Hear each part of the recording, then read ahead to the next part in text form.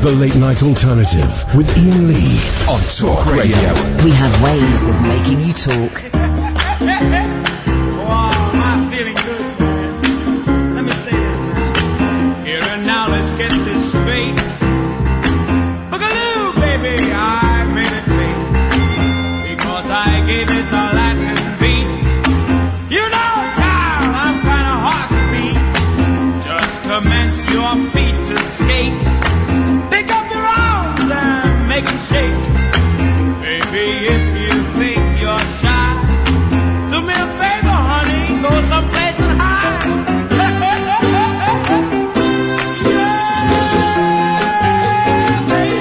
I like it like that. Better believe me when I tell you. I said I like it like that. I'm a boogaloo, I made it great. I like it like that. I like it like that. I said I like it like that. And I want it like that. I like it like that. I got the soul, I got the feel. I like it like that. I got the soul. Look at it. I like it like that. Yeah, baby. I said I like it like that. I like it like that. I like it like that. Divine Putzganting. Clap your hands if you want some more. Divine Putzganting.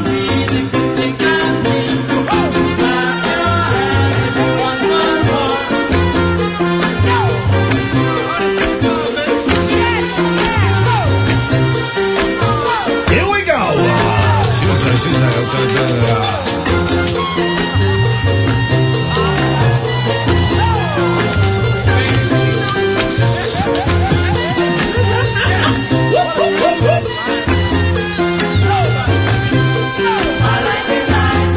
I like it like that. Catherine, give us, Iain Lee, you are... Catherine Boyle. I knew that. Sam is answering the phone calls, the Late Night Alternative. We're probably the one show, we're not the one show, we're probably the one show on this station that doesn't lie to you guys. We don't lie to you. We don't lie to you to get you angry. We don't lie to you for comedy. We don't lie to you to try and scare you. We just sit here and we tell the truth as it is. Some of you don't like it. Come round here and you touch my things. What? Come round here and you touch my things. Is that not what they say? I don't think so. I don't think so. Give us a Pete Rodriguez update. When is he coming on the show, baby? Imminently. Okay, imminently. Imminently. Okay. You know why? Hmm? Because he likes it like that. Yay! 03444991000. It's the only phone-in show in the world about nothing.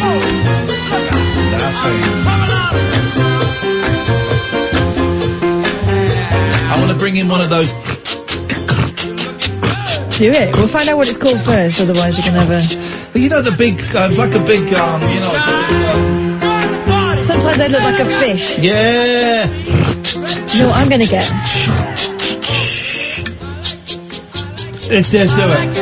You got to find out what it's called A first. cabasa. Oh, not now. I'm not hungry.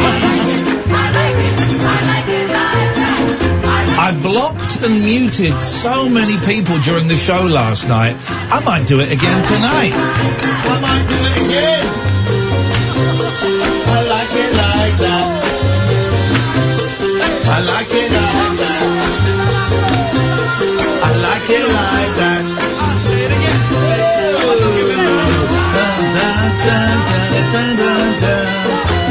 Oh, 03444991000.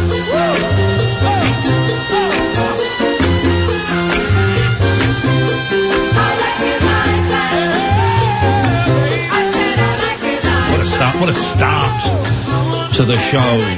Regular listeners to the Late Night Alternative, hashtag TLNA. Mm-hmm. Oh, by the way, we're starting to book dates for our tour next year. Let's just say Brighton and June next year. Brighton and June next year is looking good. Bigger venue. Oh, it's looking good. Let's just say Manchester's looking good. Let's just say Glasgow. And, oh, I've buggered it up. Okay. Bath. I realise I booked Bath on the same day as I booked Brighton. Oh, you absolutely... It's fine. It's fine. It's fine. It's fine. big tours coming up. To support, to promote, to record our Rabbit Hole podcast. You not heard them? They're like this show, but good. If you go to Acast or iTunes or your usual podcast providers and type in The Rabbit Hole, Iain Lee, or The Rabbit Hole, Catherine Boyle, it pops up. I'll take that. It pops up. You just download it, subscribe, and share. We'll come round to your house and sing a song. What do you want?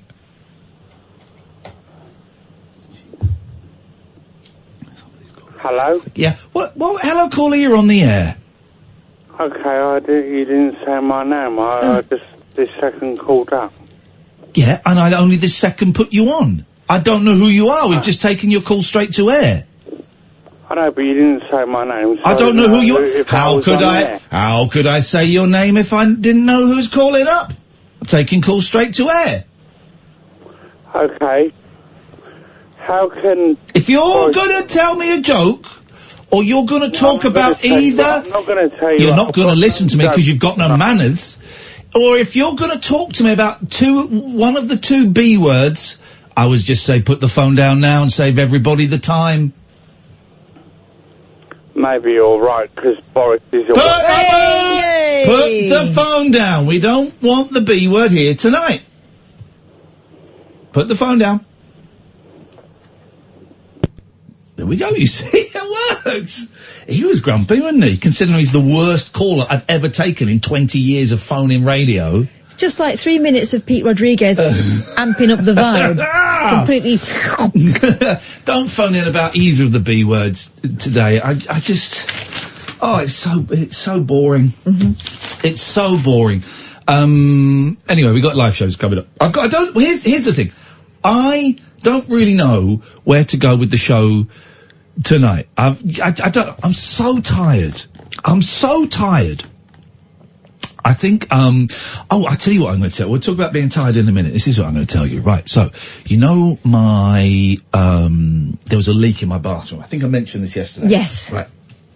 So I mentioned I had a leak in my bathroom yesterday. Been there for a couple of weeks. The carpet, it was an old lady's house before I moved in. There's carpet. By the way, if you phone in, I won't be as grumpy to you as I was to that caller. He just gets right on my, tits. And I'm considering a move to Memphis. There's one for you, pop fans. I'm considering still getting my left nip pierced. That's what I'm thinking. This bad boy here.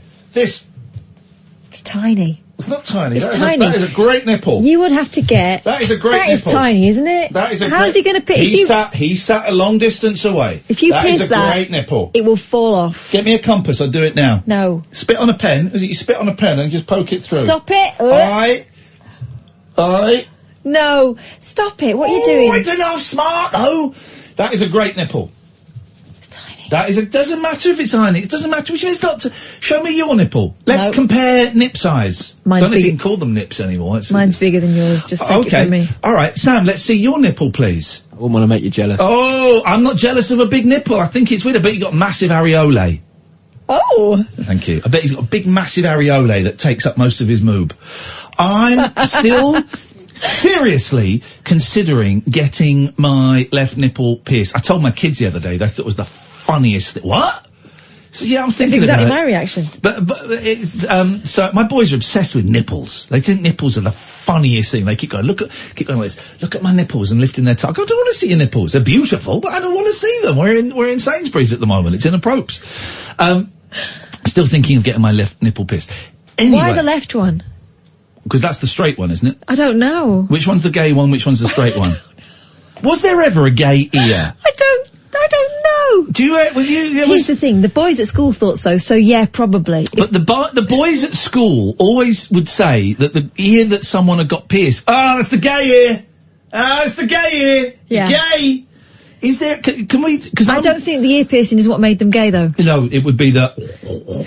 I'm new to this community, guys, and I'm only, I'm half in, half out. So if we've got any not even half, really. If you've got any staunch gays listening, can you tell us about the gay ear? 0344 499 1000. Suddenly we've got a phone in developing, gay ears. So, This leak in the bathroom, it's not going through the floor, coming out the ceiling of the kitchen. It's just the carpet is sodden, right? To the point where you were growing a weed. There was a flower growing in it yesterday. So I phoned up a couple of plumbers, and one plumber said, "Ooh, I'm booked up, so I'll have to do you after hours." And I said, "Well, what does that mean?" He says, "It'll be between 6 and 9, and it'll be 20 quid an hour more." I went, "You're all right, mate." Then I got a fella. And he came round today. He came round today at 10:30, right? First thing he said as he came in, "I see you've got a pretend scooter out there." Got my scooter, man. It was a crappy old little scooter from 20 years old. I said, "What?" "I see you've got a pretend scooter out there." What do you mean? It's real? He said, "Yeah, I've got a Lambretta." I said, "Oh, that's just an old thing I've got because no one's going to nick it. It's just an old thing. I like it. Bit of fun. No one's going to nick it." Anyway, okay. So then he came upstairs to the bathroom, right? And he looked at it and he was prodding the carpet and he said, "Right, well, it's coming from under the bath. There is a leak under the bath and the carpet is absorbing it. That's what's stopping it going through the ceiling at the moment, but eventually it will go through the ceiling." He said, "Can I take up the carpet?" Now, the leak was only covering like a third of the carpet. And it's carpet in a bathroom, I know, but can't really afford to get the bathroom done. I said, "Okay." Now, I didn't know he was going to take up the whole carpet, right? But when I came back later, he'd taken up the whole carpet. Anyway. He hadn't just peeled back the affected area. No. You could have cut where it's sort of ripped up that. That's what I was hoping he was going to do. No, he'd taken up the whole carpet. So now I've got wooden floorboards, right? And there are pins sticking up all over the place. You can't go in there barefoot. So I said, "Right." So he said and the bath is kind of like built into the wall, right? It's not one of those ones with a plastic bit on the side you can kind of squeeze and pop it out. It's built in. He said, "I'm going to have to get under the bath because it's definitely, the leak is coming from under the bath." I said, "Dude, do whatever you got to do," right? So I'm downstairs and 10 minutes of banging. Hang on. What's he banging? Surely if a leak, you're twisting. Well, you had to, the side of the bath is wooden, so he had to get through that, right? But so he called me upstairs, came down and said, "Are you decent?" I said, "Yeah." Called me upstairs. He said, and all the carpet's gone and it's in the bath, right? And there's a hole, a smallish hole in the side of the bath. He said, "Right, it's not under the bath." I said, "Okay." He said, "What it is, it's the cold water tap of the sink, right? There's behind it, with the pipe that goes up, there's a screw, a nut, a bolt thing." He said, "It's come a little bit loose and it's dripping." So it's a really small drip, but over time, and the carpet has absorbed it. He said, "What I've done is, I have turned off the water to that tap." I said, "Okay, so can I use the tap?" He said, "No." I said, "Right." Because I said, "I don't really use this bathroom. I've got an ensuite, but when my kids come over, they brush their teeth in there and they have a bath in here." He said, "You can use the bath." I said, "But can they brush their teeth?" He said, "Well, I've left the hot water on. They could brush their teeth with hot water." Didn't tell you that, did I? He said they could brush their teeth with hot water. I went, "Okay." I said, "Look, have you fixed the leak?" He said, "Yes, I have." I said, "Well, can we turn that tap on?" Now I know how to turn the tap off. There's a little screw. I said, "Now, and if you fix the leak, let's turn it on and I will check back. And if it's still leaking, then I can turn it off down there." He said, "Fine." I said, "You fixed this?" "Yeah, I fixed it." And then I had a dry flannel. He said, "Put this flannel around it and, check it in 24 hours. And if it's wet, then there's still a leak and you need..." I said, "Okay, fine." Here's the thing, right? So I'm up there and the carpet is gone, right? And the floorboards are wet. They're really wet, but they'll dry out. They're floorboards. And this is where it got very uncomfortable, right? Because he then said, "Have you got home insurance?" I said, "Yeah." He said, "What's your excess?" "I don't know." "Do you know what your excess is on your home insurance?" No. I imagine mine's about 300 quid. I don't know. That's what I I'd tend have to go look at my for. paperwork. There we go. He said, "What's your excess?" I said, "I don't know." He said, "Right, it's probably about 100 quid. He said, "They're normally about 100 quid. He said, "What you could do, you're going to need to get these floorboards replaced." Suddenly I'm thinking, oh, Barry Bullshine's in the house. Because I'm looking at these floorboards going, well, they're wet, but they'll dry. They're floorboards. He said, you'll need to get these floorboards replaced. What you could do is, and he said this to me, right, and I thought, okay, I really want you out of my house. He said, you look like a decent guy, an honest, decent, straight down the line guy like me. I'm thinking, I'm nothing like you. And he said, what you should do is you should get your insurance report this to your insurance company. They will send someone round, and they will, I'm telling you now, it's going to cost you 800 quid to replace the floorboards. I'm thinking, right. And he said, so what they'll do is they'll agree to the 800 quid, you pay the excess, but what I can do is I can work it so that you get the excess back. What? So what he meant was, he would overcharge my insurance company so that he could pay me £100 back for a job that didn't need doing. And I'm stood there thinking, I really want to tell this guy to F off out of my house, but I'm a coward. So I went, yeah, I'm probably just going to leave the floorboards. He said, well, you're going to need to get them replaced. I said, yeah, at some point in the new year, I'd like to get the bathroom done. I can't afford it. I said, but so I'm going to leave them for now. And he went, well, okay, but if you decide otherwise, it's a great way to do it, and I'll help you out. Oof. That's insurance fraud, right? And then he told me he'd fix the thing. And I said, right, how do I pay you? We hadn't discussed this before. I said, how do I pay you?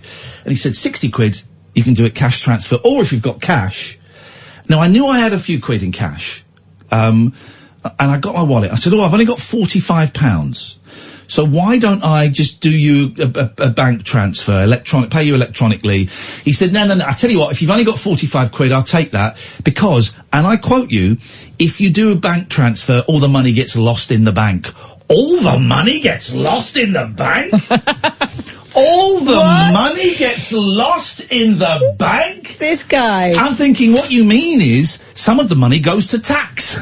Dodgy. The cash in hand, I mean, okay. But it was the fact that he went from 60 quid to, you got 45 quid, I'll take that, right? So then he went, I thought, well, at least he's fixed it. And I go up in the bath and I'm looking and I've got all this wet carpet in the bath and I think I've got to take that to the dump. And actually, this bathroom is now unusable because there's wooden floorboards with pins sticking out. So, but at least he's fixed it. So an hour later, I went and checked what had been a completely dry flannel that he'd wrapped around the thing that he'd fixed. Soaking wet. He hadn't fixed it, so I had to disconnect the tap in the end. Unbelievable. And the thing is, I tried to tighten the nut that needed to be tightened, because I could see which one it was now. I knew where the leak was coming from. But you can't get a spanner in there. You can't fit a spanner in there because it's such a tiny hole.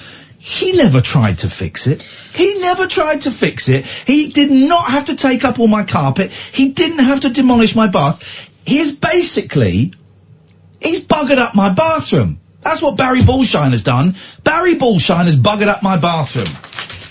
Unbelievable. Your encounters with Barry Bullshine, 0344 499 1000. So annoyed because my kids, I mean, they'd use it, to be honest, the cats would use it more because they like sitting in the sink, which is a weird thing. But my boys would have a bath in there and they would brush their teeth. If I got guests coming over at Christmas, they would use that bathroom because the shower, yeah. And now I've got to say, you can use it if you want, but just be careful of the pins sticking out of the floor. You can't do that. I've got to go around tomorrow with a hammer and try and knock them all in or bend them all over. What a world we live in. Barry Bullshine.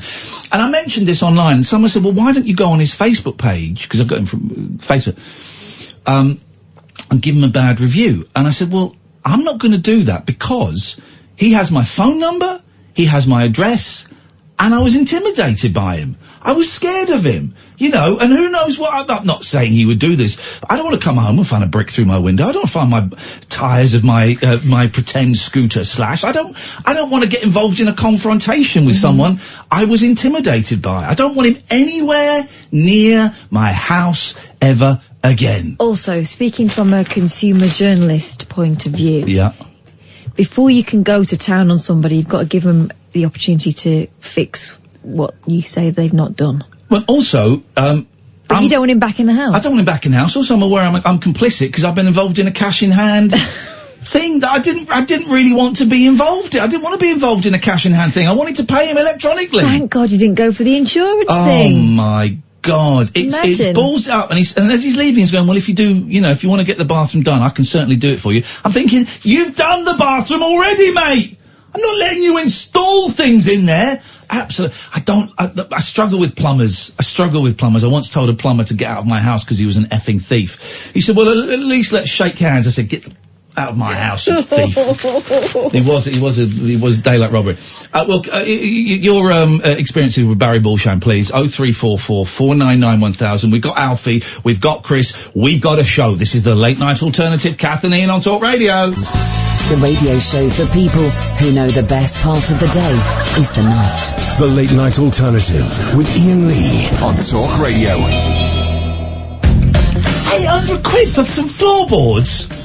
I had my shed done up for not much more than that. They did the entire shed up.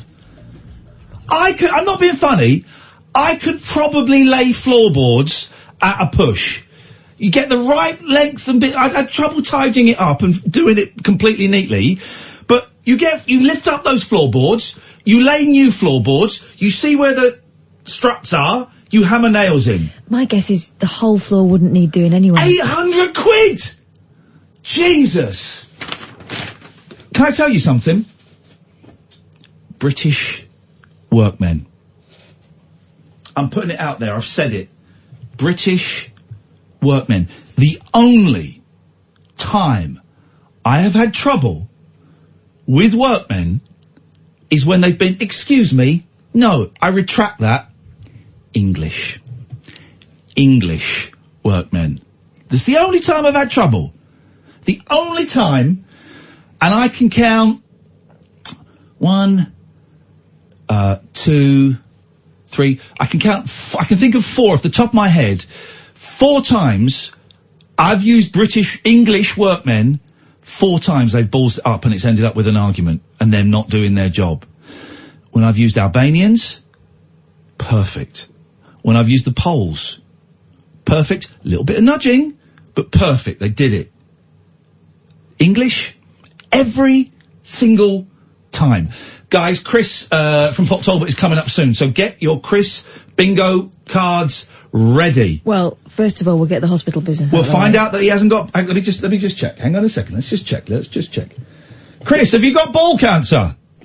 What? Oh, I had a terrible day. Did you? What happened? I walked out the hospital. No. No, did they check your balls? No, because they said I had a 2-hour wait. Oh, mate, you've got to wait for that. I know I'm... Why did you walk out, man? Were you scared? Were you angry? Yeah, I excuse me. I said, that's one. Do you work here? Yes. Yeah. Right.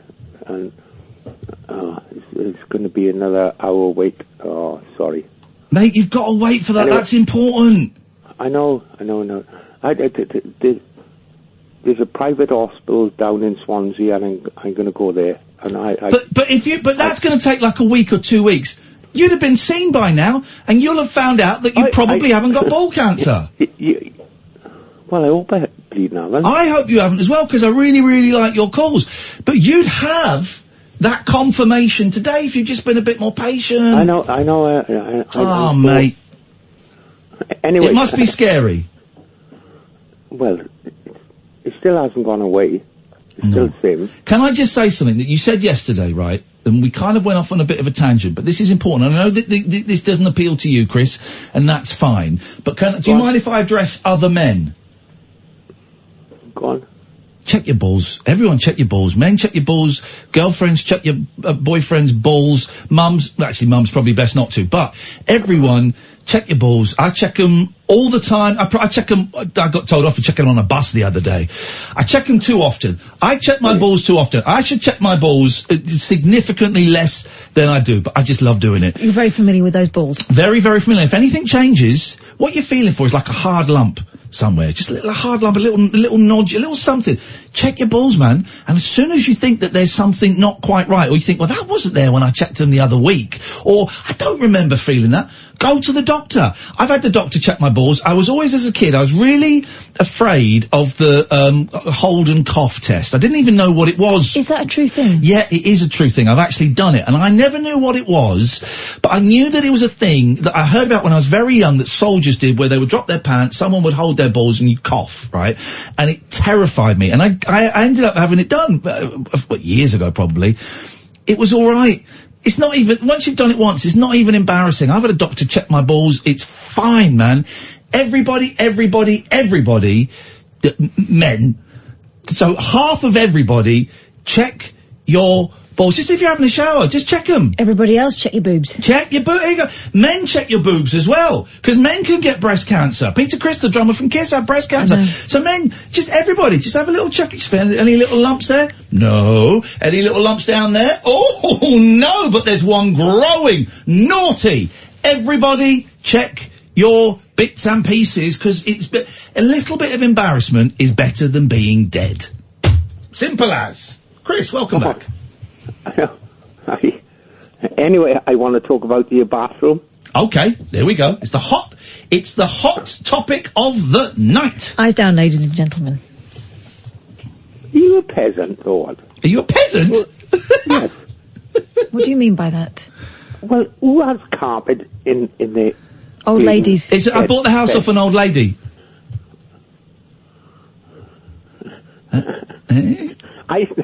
What colour is it? Is it what's the word I'm looking for?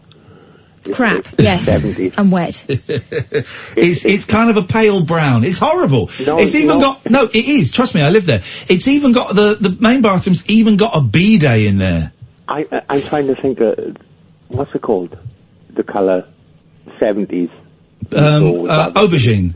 Avocado. Avocado. Yeah. Avocado. Bloody hell. My first flat had an avocado suite, and it had dark green I carpet. bet it was really posh. No, it wasn't. It was an old lady's, and then once we decided to pull up the carpet, we put our hand through the floor because it had been leaking there as well. When the bathroom I used to have, my wife, right, she'd be having a shower upstairs. Next minute, it was water coming through the bleeding kitchen. Yep. Claire. Yeah, that's it. We had the same thing in a flat I lived in. We bought the flat, and they didn't tell us that all the grouting had gone in the tiles in the shower. In the first shower, the people downstairs came banging on the doors. You turn that shower off! And we could never quite get the grouting sorted. It was always a little leak somewhere there. Grouting. Hang on a minute. We're talking about grouting. Hang on a minute, Chris. We're talking about grouting. This is just one above potholes. We have to abort. You've never done grouting in your life. Will you shut up?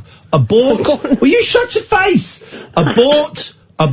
You haven't. I've done grouting. Can we stop talking about grouting? Stop shouting about grouting. He's saying I've never done grouting. I've grouted. Can we please stop Catherine, grouting? have you done any grouting? No, I've watched it done though. Does that count? Can we stop talking about grouting? No more grouting. Anyone mentions grouting again after the bell rings, then they get cut off. Quick, say it quick, Chris. Grouting.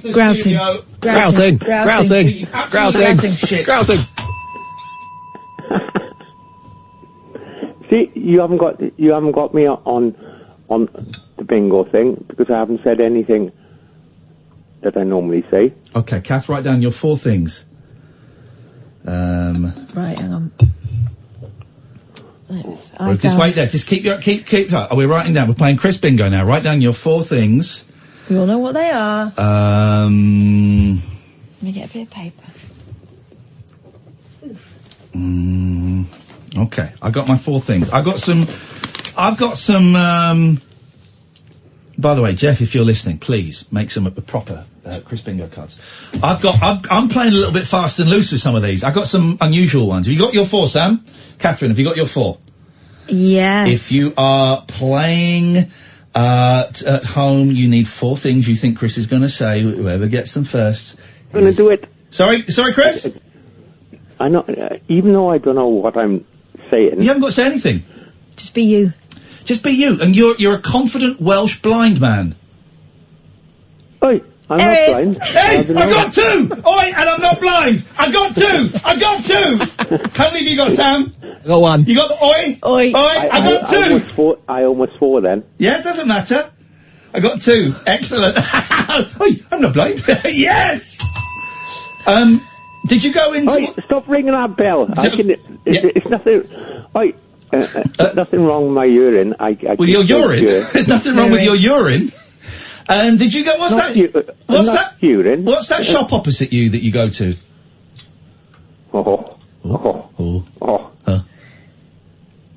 Is it Lidl? No. They came to me over the shop. There's a nice woman over there. What does she do though? She's offered to go to Marks and Spencer's. Yeah, but what does she want to give you what does she want to give you when you're in the shop? Stop being rude. I'm not being rude. I can't remember. She wants to give you something, doesn't she? Yes. What? Oh, no. I know she gave me a phone number. No, I don't want. Oh no, she didn't. Okay, I thought she shouted out something once when you were in the shop. Oh, the girl that is. What did she say? Talking about bleeding condom. She said, Yes! I know. I got 3 out of 4, baby. 3 out of 4. Right. Can I get a 5? Sorry? What else do I say? I'm not allowed to say. Kath, you can try and lead him a bit if you want. No, I daren't. Okay. Go on. You're welcome to. You sure? Yes. Are you sure though? Where are you from, Llanelli? No, I'm from Cardiff. Are you? You said you weren't from Cardiff. I'm surprised you can. You say said yesterday you weren't from Cardiff. Well, I lie. Oh, Chris! Absolute. I lie. It's like that girl. You told me that you were married to a Chinese lady. Did he? What? You remember, Chris? You phoned me up once and said you were married to You married 2 Chinese ladies. Don't try and wind me up. I'm not trying to wind you up. You said I've never. You said you'd been to China and you'd married 2 Chinese ladies. I did. I've never said anything like that. You did. You said when you were in the army. Oh, he's winding me up. I'm not winding you up. You said when you were in the army, you travelled to China and married 2 Chinese ladies. Go on. At the same time? Right, I still think you got a dodgy bathroom, so you can wind me up. I've never told you anything about bloody... I've been married once. Okay, well, you told us about that, and that was a very tragic ending. Yes, it was. Have you had any iPods stolen off you recently? Oh, stop it. I know. I had that he would laugh 3 times before he said anything. Did you? Yes, man! Well done, Sam! This is a great game, Chris. What happened then? Sam predicted that you would laugh... Why did you ping me then? Sam predicted that you would laugh 3 times before saying something. Oh, charming. Yeah. Oh, that's a good one. That's a good one for tomorrow. Right. I'll turn into... But, see, being stereotypical and being Welsh... I thought you were Scottish. Oh, yeah. I am. Oh, he's not rising. Well done, Chris, for not rising. Well done, Chris. You're not risen.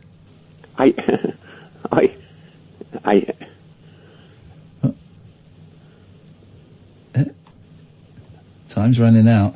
Anyway, at least I Time's running out. 10, 9, 8, 7, 6, 5. Game's coming to an end, Chris. Anything you want to say before you go? 1.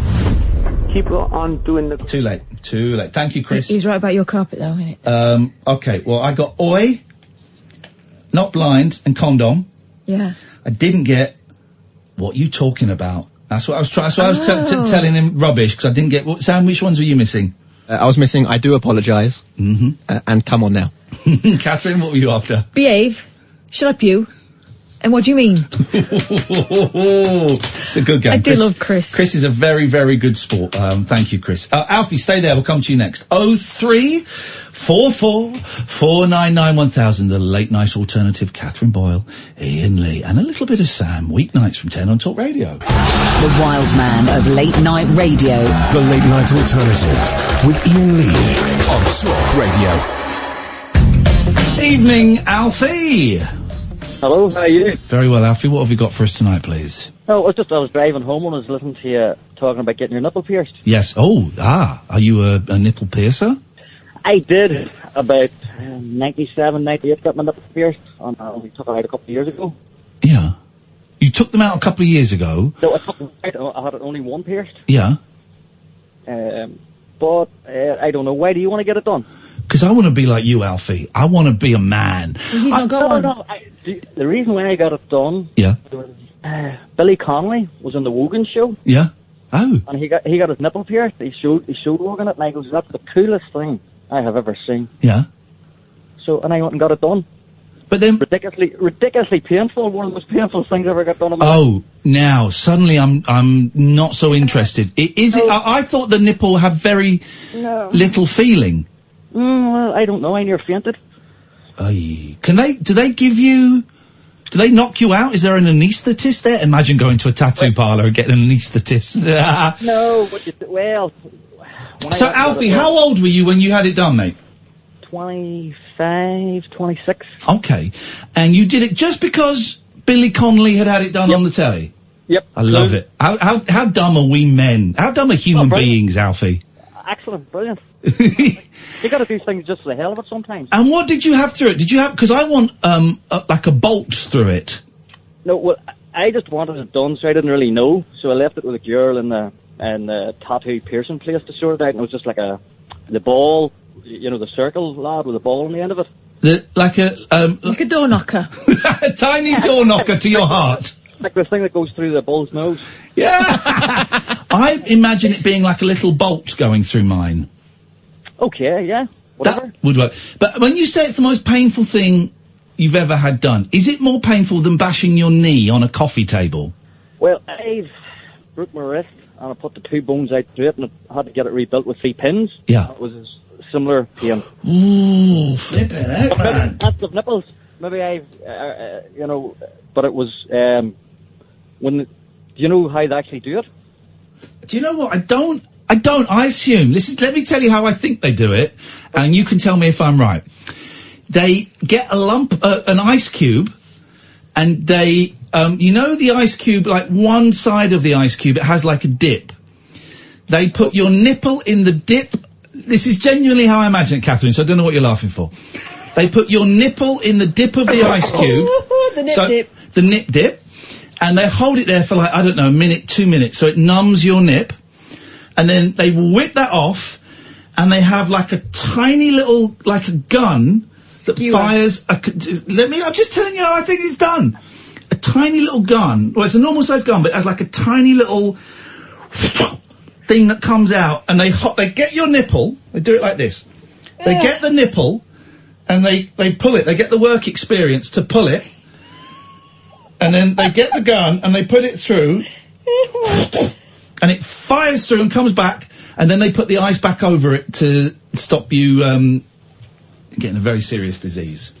That's what I think, Alfie. Am I close? No, well, that wasn't the way I had it done. Okay. You might have been watching different videos. Yep.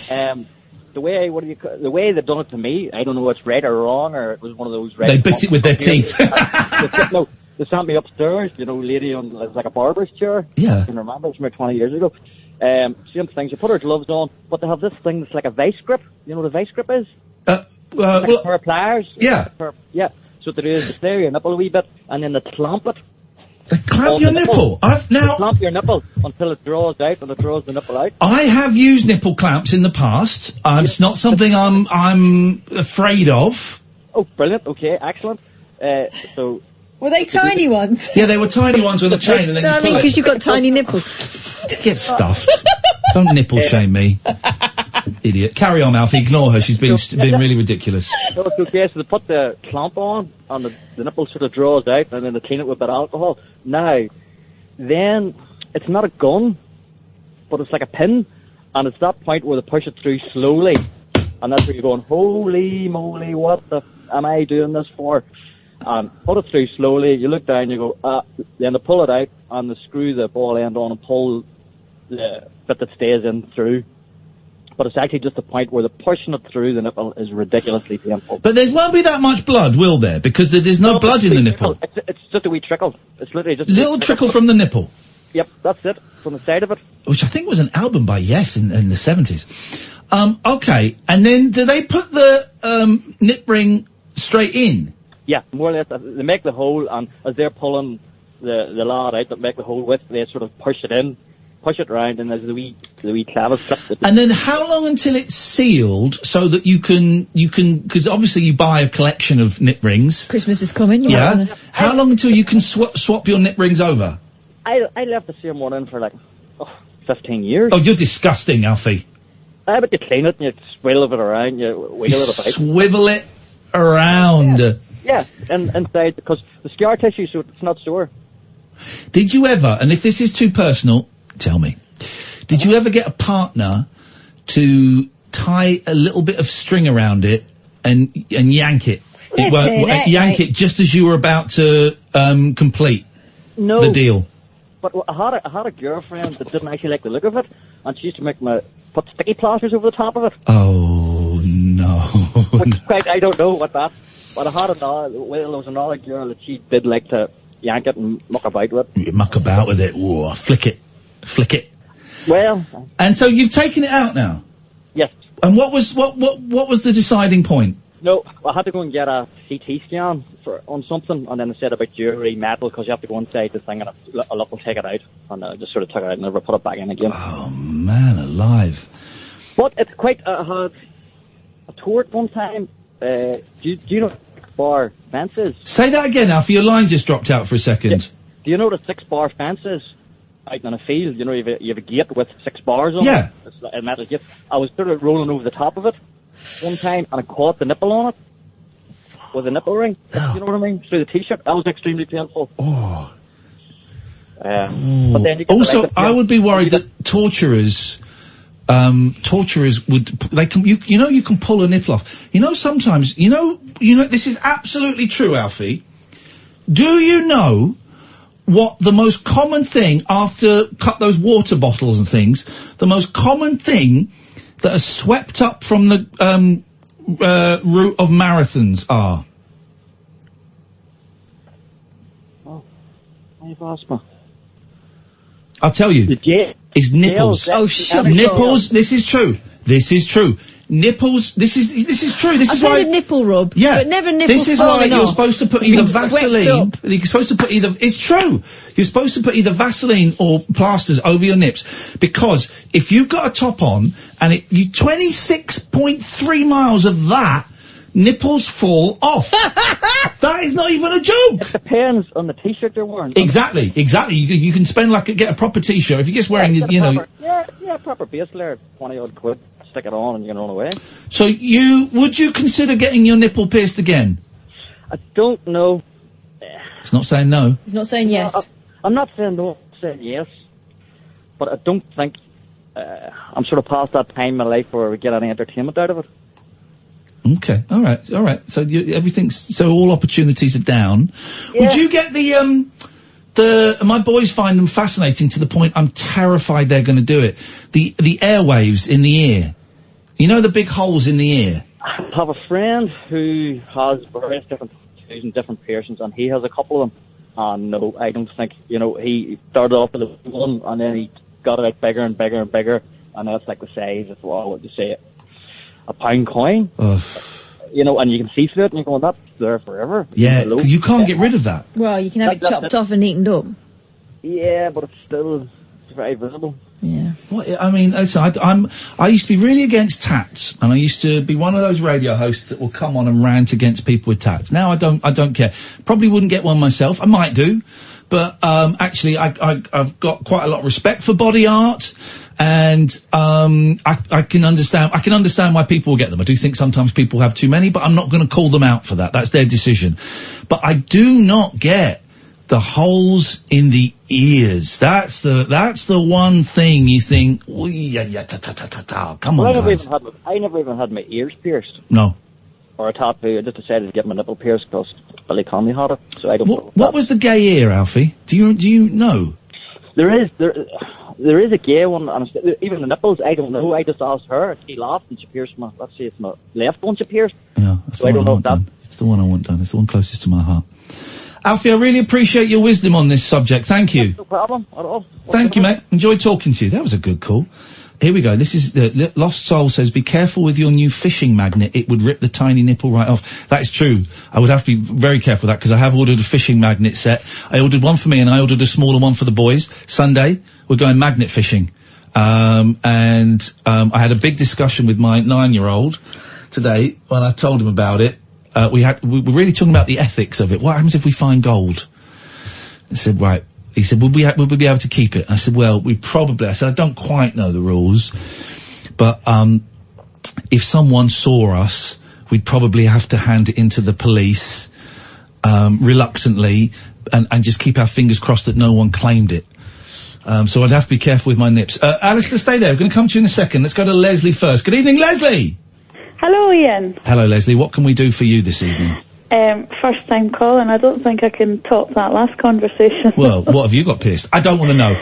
Are you in France? I am. Parlez-vous français? Un peu. Catherine, please, conduct the rest of this en français. Oh no, Catherine's an expert. I'm new here. I'm sure you speak better French than I do. It's been a long time for me. Un peu, désolé.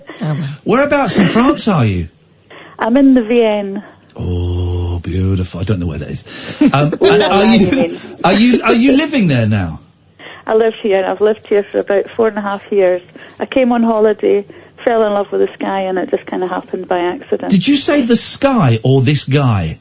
No, the sky. I fell in love with the sky. The sky is so clear here, the night sky. Wow. And it's fantastic, and you realise how small we are. And it's just... Wow, you've had like a proper spiritual... You've had a proper spiritual awakening. Possibly. Who knows? No, it sounds great. I'm at a stage in my life where I could quite happily now go and live in another country. I wouldn't be able to live in a continental country. I could, but I don't speak the language. And I'm one of those people that I feel if I go and live in a country where they have a different language, I should learn the language. And I'm terrible with languages. Terrible. Yeah, well, you don't get the most out of the country unless you embrace the whole culture. So that's what I'm trying to do. But because it wasn't really planned in advance, then I didn't have time to learn the language. So I'm kind of learning as I go now. And there's so much space here, and land is cheap, and I've just surrounded myself by hairy animals. That's great. Well, yeah, I could do it. The only thing stopping me is the kids. Is the kids. Yeah. But even, do you know what? I'm getting to a point, Leslie, yeah, where I kind of think I could work around that as well. You could do a bit of both. I think I could. There's a part of me that thinks I could see the kids less. I feel really guilty saying that, actually. I feel really a bit cruel saying that, but I think I could make it work. Quantity. I think you're right. Anyway, Leslie, what have you called in for? Well, I felt a bit boring really after the last conversation. I heard you the other night talking about magnet fishing. Oh, yes. And I'd actually been watching a lot of that because I do metal detecting as a hobby. Yeah. And I'd been watching a lot of that on YouTube. Loads of people have been saying that watching magnet fishing on YouTube is really hypnotic. It really is, because I ended up watching about 7 or 8 in a row, and I thought, this is ridiculous, it's stealing so much time. But then I also discovered crochet. I'm quite embarrassed to say that. Crochet? I discovered, so I taught myself to crochet through YouTube, and this is where my idea, it was ages ago, and now it doesn't seem so good, but I thought it'd be quite interesting as a call-in to find out what people have learned simply through YouTube. I'm up for that. That's a great call-in. Face painting. Yeah, because it might give me inspiration for another hobby. I learned the introduction to Fire and Rain by James Taylor on the guitar. Did you? Yeah, I did, yeah. Catherine? I learned face painting, balloon modelling. This is for the kids, for the parties. What else? Yeah. Oh, yeah, you know those, cookies where they kind of they do this icing where you kind of do the outline of the icing and then you I think it's called flood icing. I learned how to do that. I learned how to change a light bulb on a car. Well done. Yeah. Oh, I looked mine up. I didn't actually get round to doing it, but now I know that with a Citroen Picasso you go in through the boot. Yeah. And you change the bulb from there rather than take... I could change the headlights, but it was always very fiddly and took me ages. And I thought, there's got to be an easier way of doing this. And so I went on YouTube and I went, oh, you just unscrew that. YouTube's brilliant. Yeah, it's really easy when you're just watching it. Yeah, Rubik's Cube I did the other week with the help of YouTube. Oh, and without taking the stickers off. I didn't take... They're not stickers anymore. Oh. Are they not? No, it's like moulded Professor stuff. Rubik's really has found the way to stop that hack. Exactly. YouTube's brilliant. I don't know how... all the fun. Yeah, I don't know how we managed before. I don't need to ask my dad for any advice anymore. I just need to go to YouTube. Hey, we'll throw that out, Leslie. That's a great one. 0344 499 1000. What have you learnt from YouTube? Oh, I learnt how to play the ukulele on YouTube. Can I also say a very quick thing? Yeah, That I don't think gold is magnetic, so you're probably not going to find gold with your magnet. You're the second person to tell me that. Precious metals, I don't think are magnetic. What about I silver? think I saw that on one of my videos. What about silver? I don't think so. No. What about... Okay, hang on a minute. Catherine, What if it's in a please. treasure box that is... Thank you. It's There we exactly go. what I was you about to you say. might be able to pull up a safe that's got Pull off a gold what? in it, but the gold itself Yeah, won't exactly. stick. Well, that's what I meant. I thought that was obvious. I didn't know I had to explain that. So Design Fault and Leslie and Catherine, up your bums, is what I'm saying. Catherine's bums just... aren't magnetic either. Bums are not magnetic. No. That's correct. Catherine's just shown me a picture of where you live. Not like your house. Well, good. But lad, yeah, I completely We get know it. where you live. Oh, I like you, Leslie. Thanks. Do give us a call again, won't you? I will, yeah. Wicked, nice one. Thank you very much. There you go. That's a couple of nice callers, nice new callers. Like Alistair, you'll be the first call after the news. Stay there, my friend. 0344 499 1000. What have you learned from YouTube? We'll have that, definitely. Anything else you fancy, just please, let's try and avoid all the B words tonight, if we can. This is the Late Night Alternative. Kath, Ian, it's me, and Sam on Talk Radio. The Late Night Alternative with Ian Lee on Talk Radio. We have ways of making you talk.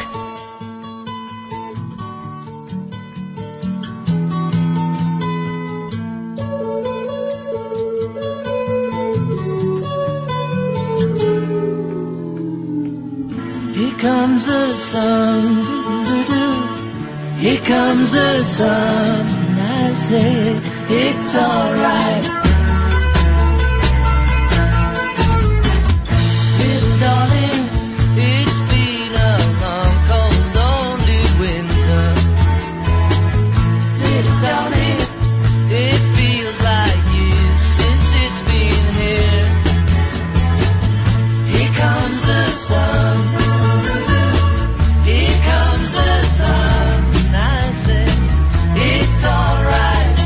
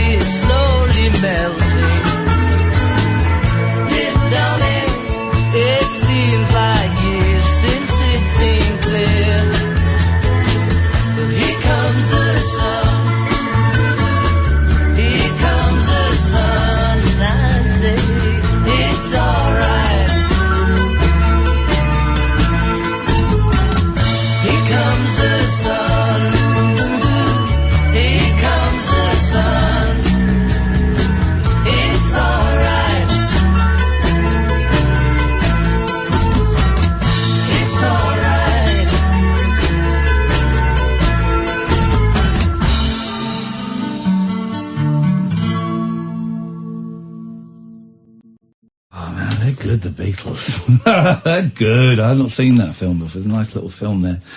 My Abbey Road box set, waiting to be... I've not listened to the Beatles, the double album. Sorry, I dumped that there because Catherine swore.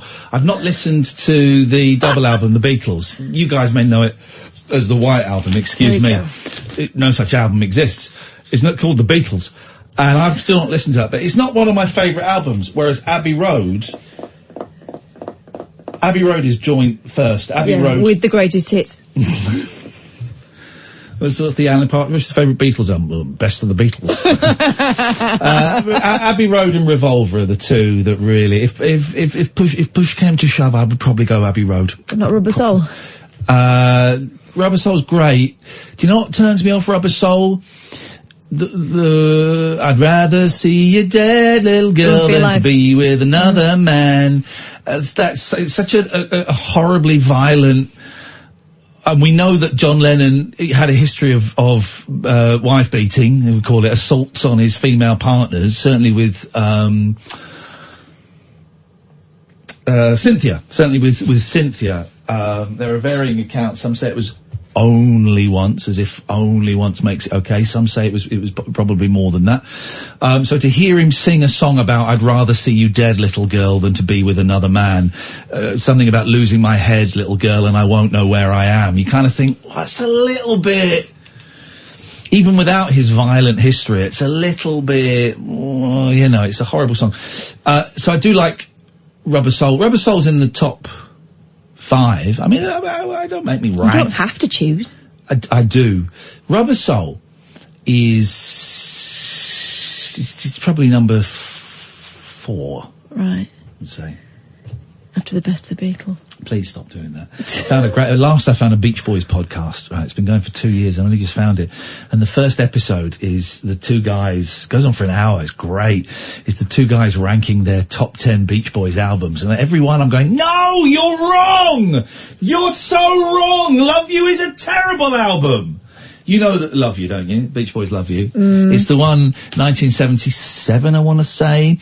And they kind of fed Brian Wilson enough cocaine that he went into the album and made the studio and made an album pretty much on his own. Here's one of the tracks from Beach Boys Love. It's somehow I don't like it. People love it. I think it's a terrible record. Here we go. Here's one of the songs. What do the planets mean? And have you ever seen sunrise in the morning? It shined when you were born. Saturn has rings all around it. I looked the skies and I found it. Solar Oh no. brings us wisdom. Wow. Okay. I see what you mean. People love it. I think it's awful. But people go, no, it's really deep, because Brian Wilson was in a lot of pain at the time, and it's him playing all of the instruments. And you think, yeah, but it sounds awful. And it just sums up where he was, right? He was at home doing cocaine and watching TV. So then he writes songs like this. Here we go. Well, hang on a second. Alistair, we'll come to you. We'll stop doing niche music things in a second, I promise. But, just this album, man. He sits behind his microphone. The song's called Johnny Carson. Johnny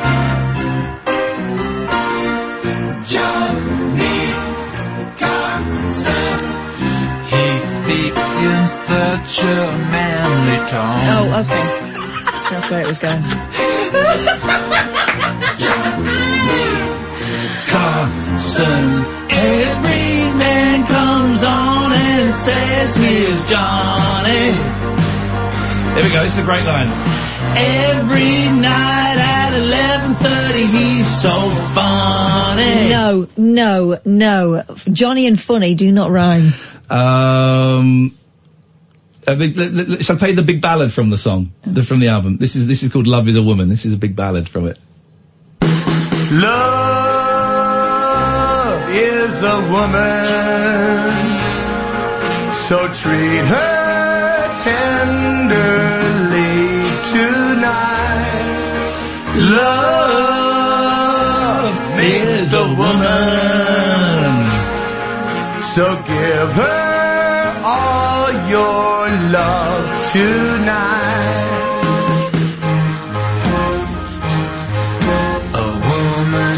Love, and if you're smart, you'll tease her, please her tonight.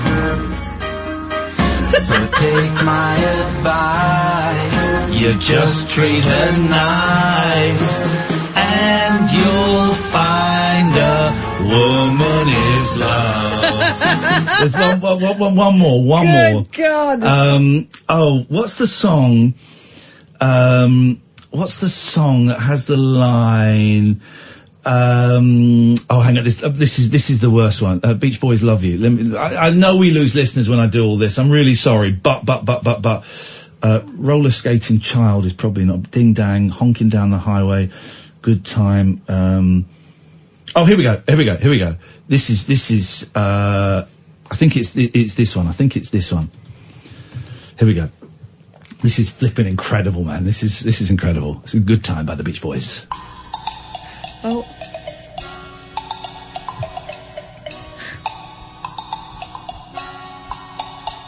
My girlfriend Betty, she's always ready to help me in any way.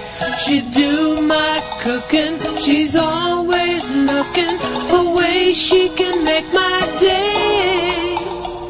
And when I'm looking at her, the sound of bitter patter on rainy days like today can get you feeling warmer, and you know what that can lead to. Wait for the next verse. It's the next verse.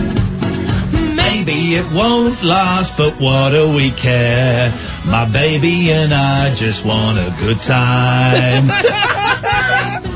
But listen to the next verse about his other girlfriends. Oh, my baby and I just want a good time. My girlfriend Penny, she's kinda skinny, and so she needs her falsies on. Falsies? Yeah, my girlfriend Penny, she's kind of skinny, so she needs her falsies on. Oh, Brian. She don't like cooking, but she's so good looking. I miss her when she's gone. We get the idea. It's old humbug. It's a terrible record. People love it. Some people say it's the best album. I just... Wow, a song with the word falsies in it. I never thought I'd be hearing that tonight. Good evening, Alistair! Even them people, how's it going? Did he call us young people? people. Oh, okay. I got excited then for a second. I thought we were still young to someone, but not to this guy. Hey, Alistair, what you got for us tonight? Well, I was just thinking while you're playing Beach Boys. Yes. Brian, I don't know the full story, and you may know more. When Brian Wilson was kept prisoner by his manager. Dr. Landy, yes. Yeah. Do you think that the family should have tried harder to release him? Wow, this is a heavy question. This is a very heavy question. So Brian Wilson was treated by this Dr. Landy, who may or may not have been a doctor, no one's 100% sure, and he manipulated him and he kept him prisoner and he made a load of money off him. To start with, Alistair, the other Beach Boys were very grateful because it saved Brian Wilson's life and it made him, at least for a while, slightly productive. But then when they started to realise that there were actually really serious problems and they couldn't get through to him and even his mum couldn't get through to him, it took a long time because Dr. Landy had conservatorship. He was legal. The Beach Boys had signed over Brian Wilson to him. He owned Brian Wilson's ass. And it's a really long, complicated route. It takes years to break through that. And also they didn't know how bad it was for a long time because Brian wasn't allowed to speak to them. They weren't allowed to speak to him. And the Beach Boys were told, Brian doesn't want to speak to you. Brian doesn't want to speak to you. So they went, screw Brian then. You didn't even see his kids, did you? Didn't see his kids? No. Oh, that's horrendous, isn't it? Yeah, well, it's horrendous. Anyway, yes. Yeah, so, I'm just ringing, I'm just making sure I'm not in trouble with you guys. What have you done? Have you killed someone? What's happened? No, I emailed you. What about? I didn't get an email. Asking you. Well, I sent up one of the pictures from Bath. Oh, yeah. But I also asked if whether or not you guys could unblock me on the internet, on the Twitter, I mean. Oh, yes. Oh, I'll happily do that. Well, remind me who you are on Twitter. At Alistair58. Yeah, I didn't see that part of the message. I didn't see that either. I just saw the picture. Unblocked. No, I said that, I would understand if you didn't want to. Unblocked? No. We're all good. Unblocked. You are unblocked. Oh, brilliant. There you go. I'll send you the other photos now. Well, they're all the same, so I mean, maybe you don't need them. No, you're unblocked, brother. It's all good. It's all good to see you on the mend. Yeah, I was a bit of a wimp today, though, Ian, because did you not get a nipple? I'd made an appointment to see the GP, and then I cancelled it because I thought, because I was going to talk about him referring me, because I don't think that he can do it. Yeah. He'd have to refer me to the mental health team to reduce the venom vaccine. Okay. And then I thought to myself, laying in bed, look, do I really want to go through this when I'm just sort of still... Early days. Finding my bearings, if you know what I mean. Early days. What, you 6 months sober?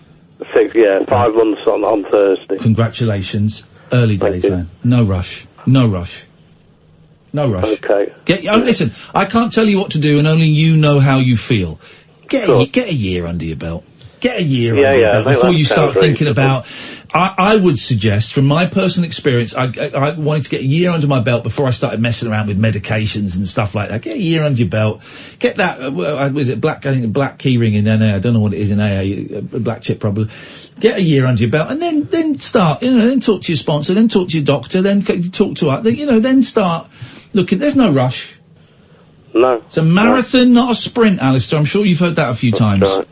And I've got a YouTube one for you. Oh, you go? Yeah. Basically, I learnt safely how to remove a bass unit from a speaker. Ladies and gentlemen, things you have learnt from YouTube. Alistair, thank you, and a pleasure to unblock someone who's putting so much effort into turning their life around. Switchboard's empty. Let's take phone calls straight to air for a little bit, half an hour or so. Let's just see where we get. 0344 499 1000. This is Talk Radio. The Late Night Alternative with Iain Lee on Talk Radio. Computer warming up for tomorrow's show's gaps or not any technical deficiency in our part or Sam's part. It's the computer loading up. Is that right? It's loading up tomorrow's jingles and stuff. No, so I don't know if you've noticed, but they've obviously cut a bit out of all the jingles recently, and so some of them are edited a bit sloppy. Oh, I didn't know that. What's that for? What have they taken out? To make more room for adverts. Huh? To make more room for adverts. Or? No, as in they've removed the tagline of the station. What was it? Will you have ways of making you talk? We'll get you talking. That's gone from everything. Is that gone? Yeah. So we don't say that anymore? No. Why? That's not funny, because I saw it on I was looking at my DAB and I was listening to Talk Radio, which is rare for me, because I don't like right-wing shit staring. But it didn't say we'll get you talking, and I clocked that. So that's gone. Yeah, so that's why some of the coming out of the break sound a little bit messy, because they've just cut that bit out. Can I call a show meeting, guys? What the hell is going on with this place? Where someone says, right, we're going to drop the slogan for the radio station, but it's in all the jingles. Just cut it out. But it will sound crap. Just cut it out. It will sound crap. Yeah, just cut it out. We could record some new ones. It'd be really, really easy. It'll take us an hour. Nah, don't worry about that. Just cut it out. What's going on? Kath? Don't look at me. Sam? These two cowards don't want to speak out. I will speak out. It's a disgrace. I do a great Scooby-Doo impression. My boys genuinely think it's the best thing I do, which is quite sad. Huh? Ready? Zoink Scoob! Zoink Scoob! That's how you do it. I can do a whole Shaggy and Scooby scene. Go on then. Ready? Zoink Scoob! I'm gonna put my penis in you! What? Ready? I don't do that for the kids. I missed that one. I don't do that for the kids. So they've got, okay, so that's gone. How long has that been? That's been a while then, hasn't it? a month or two, I think. Good for them. Good for them. Moving forward. I like it. I want to say to the bosses, bold move. I want to say to the people that edited it, great, you did the best you could with the things you had to do. I want to call out Sam and Catherine for being disrespectful. Nothing to do with me. I respect it. I think if Denny, what's the guy? Niall, the guy above Denny? What's his name? Niall? Liam. Scott. No, God. I'm not talking about Rupert. There's one between Scott and Rupert. The lady.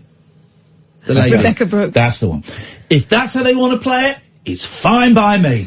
Right, we're taking your calls on Brexit. When's it going to happen? 0344. Oh dear. 499 1000. Let's take calls straight to air for a bit. Let's.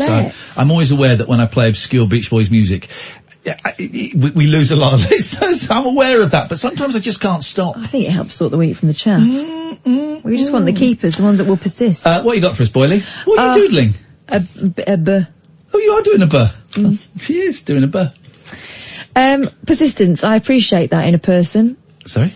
The law has finally caught up with a Chinese prisoner who went on the run 17 years ago. Oh, I think there should be a time limit. Yeah. And if you're, as long as you're like a nonce or like you've murdered no more than 4 people, if you're out of prison for 12 years, you should be a free man or woman. Well, this guy is a bad man. Yeah. But it's got to be said, 17 years, he deserves some kind of props. He deserves a break, doesn't he, line 1? Hello? Hello, line 1? Hello?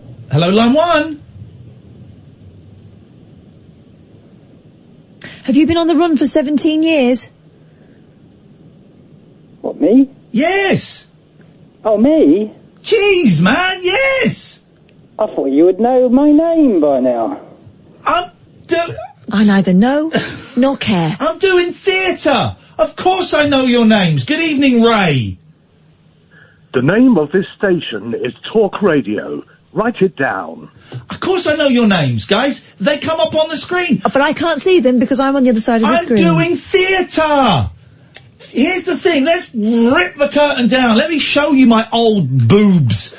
When you phone in, your name comes up, and I see it, and I know it. And when I do line 1, I can see who it is. When I say hello line 2, but look, the next calls that come in, I'll greet them by name. The magic will be gone. Don't. I'm doing it. I'm doing it. Don't. Doing it. They don't deserve it. I'm doing it. When they phone in, I will greet them by name, and the magic will be gone. The whole thing of call straight to air being vaguely dangerous is gone. I hope the next call is withheld. There we go. Let's watch the magic go. Hello, Greg in Leighton Buzzard. Oh, hello. The magic's gone. Sorry, you sort of confused me a bit then. I don't think I confused you. I think life confused you. I'm easily confused, Ian. Tell me about it, man. As I get nearer and nearer to 50, my mum's birthday tomorrow. Guess how old she is? 70. No, have a guess, Kath. She's a bit older than my parents. I reckon she's about 67. No, she's not. And how am I going to do this with a straight face? She's 69. My mum is 69. Tomorrow, I can't do that with a straight face. Jeez. Happy 69, Mum. Anyway, Greg from Leighton Buzzard. Now the magic is gone. Hello, Ian. And hello, Catherine. Yep. Yes, hello. Yep. Right, something which I learned from YouTube. Here we go. Oh, yes. I learned what a Chapman stick is. A Chapman stick? Yeah, I thought you would know this. It's... Yep. We know what a chapstick is. I'm just going through it. Chapstick, of course, chap lips. Chapman's. So Chapman's stick. Oh, I know what it is. Is it a stick, like a walking stick, but then no, it's a hunting stick. I tell you what I bought. I've got in the boot of my car now. When I went to the boys' football match at the weekend, a couple of the parents had these sort of bags with them. And I thought, what are those bags? And they pulled out of these bags camping chairs. Yeah. As soon as I saw that, got my phone out, Amazon, in the boot of my car now. Every time I go to any kind of sporting event, I'm taking a camping chair, I'm sitting down, there's a drinks holder in it. I am sorted. I'm the coolest dad. I'm the least cool dad. I don't give a stuff. A Chapman stick. Catherine, what do you think it is?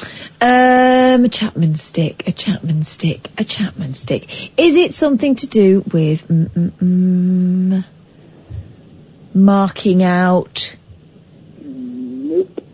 Okay, well, what is it then, please, Greg from Leighton Buzzard? Well, last time I phoned you last week, I was going to say about my local band, which is rather a famous band from Kajagoogoo. Shawaddy Waddy. There you go. Shawaddy Waddy.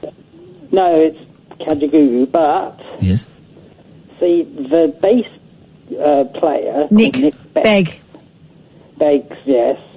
She's destroying you, Greggs. She's destroying you. I know him a bit. Well, I used to go to church with their keyboard player. Yeah. Oh, they're a Christian band. No. Well, yeah. Stuart, their keyboard player, used to be a big... I'm going to be burning all of my Kajagoogoo records. Anyway, come join me, Satanists. Yes. Chapman stick is a kind of guitar. It's a very strange-looking guitar. And Nick Beggs, the bass player from Kajagoogoo, he plays it really well. He's like a master of it. Well, what is it? You've described it.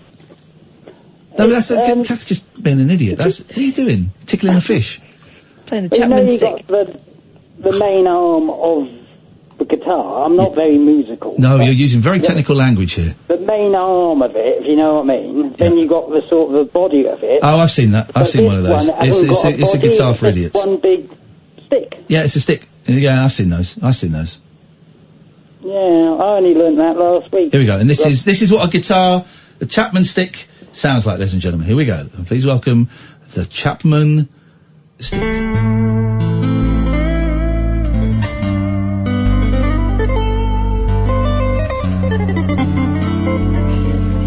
the lips. The guitar face. It's a guitar for tosspots. Right, I've got another question. I learned this today. Okay. Moving on. From listening to you, Ian, from about 12 years ago on LBC. Okay. Yeah. Right, let's test your memory as well. I don't know what I did yesterday, mate, so 12 years ago, I haven't got a clue. What is the technical term for a cat which has got too many toes? Ooh. Catherine?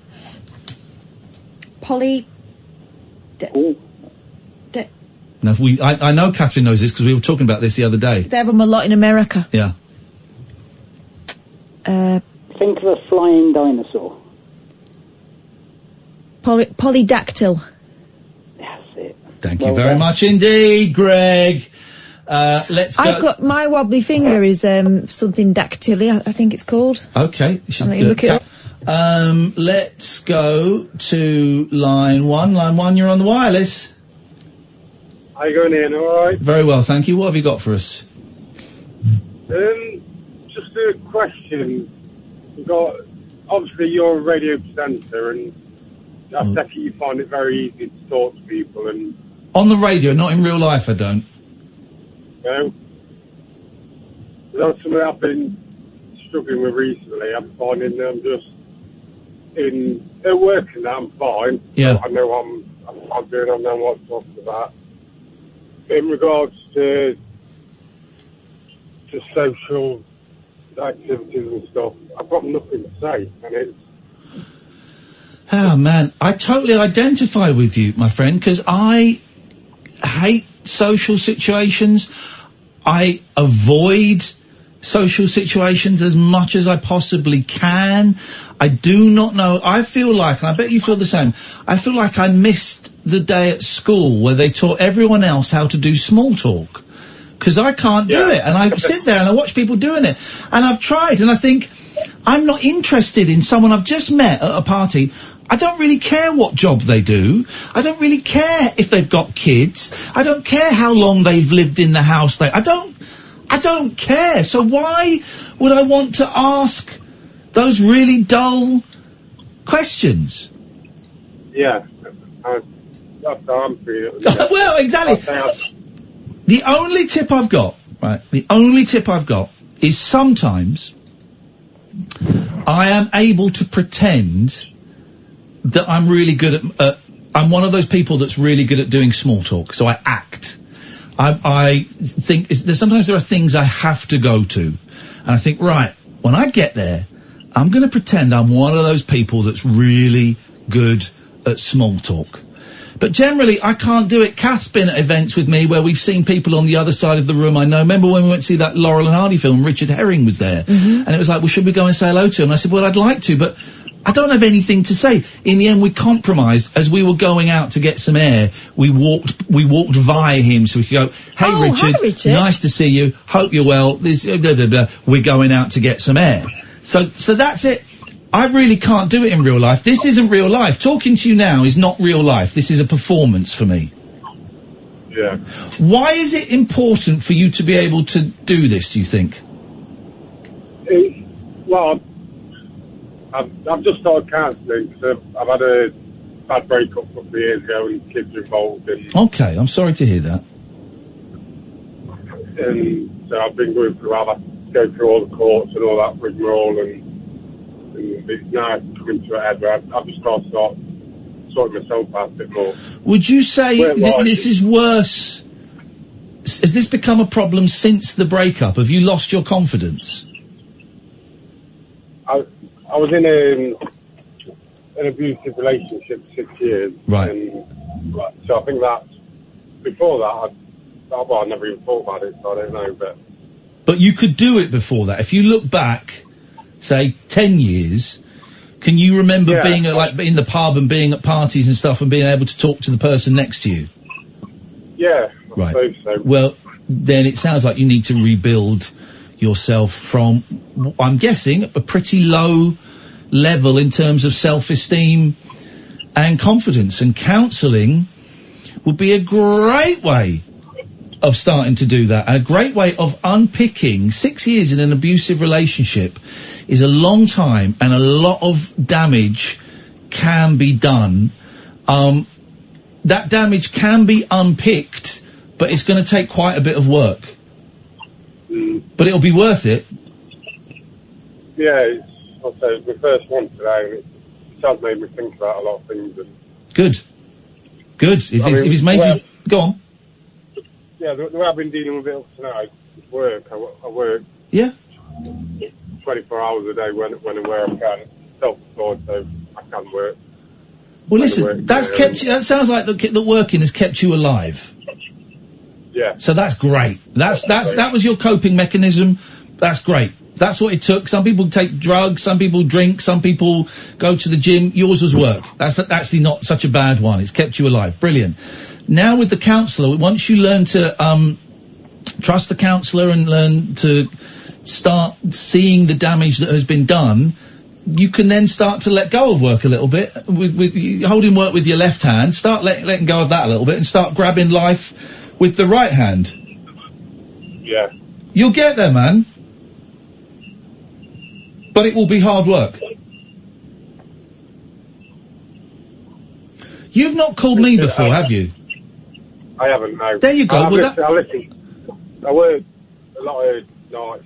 Yeah. I do intermittently listen to you. Well, no, but then the fact that you've had your first counselling today and you've called up a national radio station tonight to say, I really struggle talking, and you've been on the phone for just over 5 minutes talking and being talked at by an idiot, but you, the fact that you've done something is actually quite nerve-wracking and is harder, I think, than having a conversation next to someone in a bar. I find that the opposite. I think you should take the fact that you've called up to speak to me and Kath tonight. I think you should take that and put it as a feather in your cap and a sign that already, after your very first session, you're starting to make an improvement and change things. You should be proud of that, man. Yeah, like I say, it's come to a head where I have got to start sorting myself out for everyone else. And just, I don't know, see how I go on. You can do this, and I think what you've said tonight will be an inspiration for a lot of people.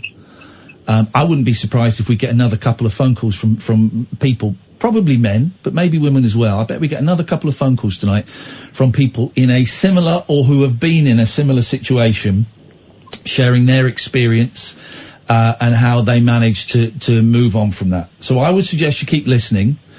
Well done for being alive and surviving that. And I wish you the best of luck with I don't know if the legal case is still going on. I wish you the best of luck with that. And I wish you the best of luck with your therapy. You can do this, man. Thank you very much. No. I will call again. Thank you. Thank you for calling. I really appreciate it. Calls like that really make me think a lot about where I am in life. And I know that they inspire a lot of people. So you don't have to thank us. Thank you for calling and let us know how it goes. Man. Annette, what a bloke. Hard enough coming out of a long-term relationship when it's not been abusive, right? You come out of it and you think, right, who am I now? Yeah. Who am I? Don't you just? Yeah, who am I on my own? How much of myself did I modify? What's left? But if you've been chipped away at for all that time as well, flipping out. That was incredible that he rang up. He's got this. We're taking calls straight to her. Let's do it until midnight, just to get a bit of a vibe. I'm always aware that when I play obscure Beach Boys songs, it kind of kills. The vibe heightens for me, but I'm aware that not all of you dig that. So we'll take calls straight to air until midnight, just to try and breathe some life into the corpse of the show. 0344 499 1000. If you can identify at all with that last caller, I'd be really interested to get your if you've lived it, if you've lived what that chap was going through, I'd love to know how you came out the other side and how you turned it around. Or if you just want to phone up and make fart noises down the phone, I'm easy. Just don't mention the B words, please. Hello, line 1, you're on the wireless. Hello, Ian Lee and Catherine Boyle. I wanted to call you with something that fits the sound of the radio station. Oh, Tommy, free speech doesn't exist. Make America great again. Get Brexit done. Take back control. Now, positive vibes. Hit it. Oh,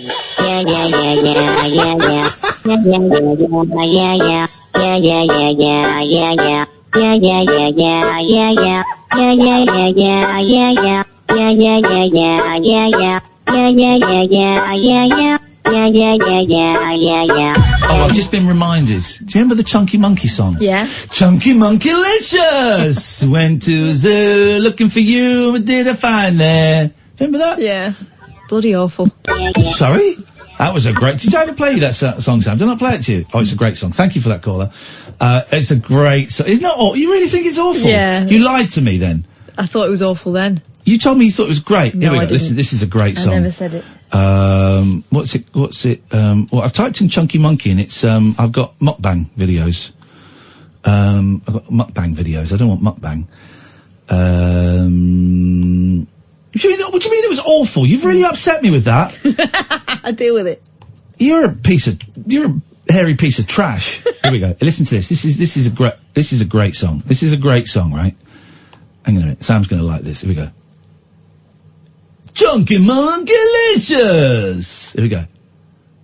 Oh, hang on. Chunky Monkeylicious!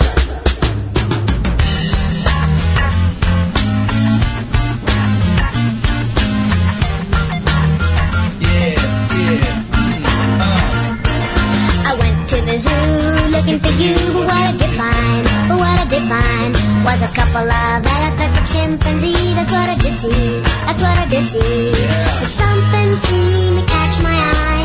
Something seemed to dazzle him up. That chunky monkey. Yeah, chunky monkey. Yeah. He looked at me with big blue eyes, and I couldn't help but see a chunky monkey. Yeah, chunky monkey. Yeah, his brown fur was so soft and clean. He walked just like a chimpanzee. That chunky monkey. Yeah, that chunky monkey.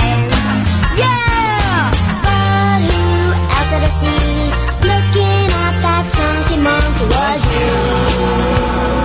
Was you? Yeah. Come on, man. How do you think this is rubbish? Come on! It's like every day at my house. It's bloody awful. This is great. It's not. This is great. Nearly there. It's got a great beat to dance to, huh?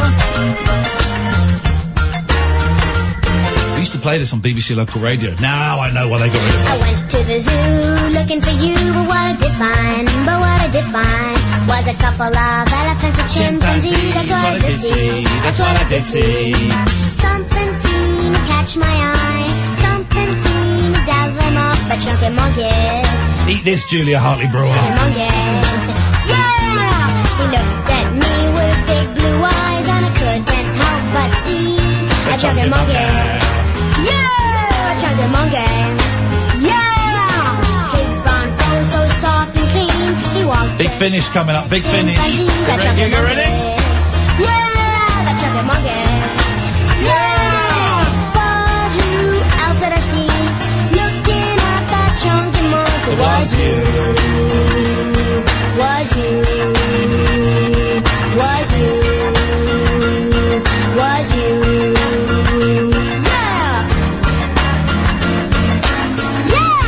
Big finish, guys.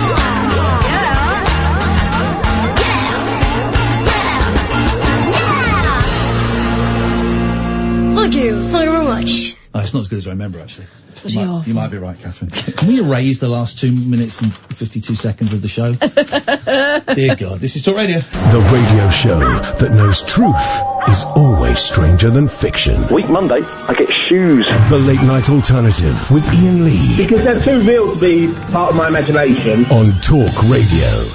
Come on, guys. Can we get those? What those things? You know Oh, the defibrillator. Let's get the defibrillator out and put it on this goddamn piece of trash show, shall we? Line 1, you're on the wireless. Up your bum, Ian. Up your bum, calf. Up your bum. Up your bum. Up your bum. Leave my bum alone. Hang on a second. I can get that. I'm going to get that guy back. I'm going to get that guy back. Let me get that guy back. Welcome to the O2 service.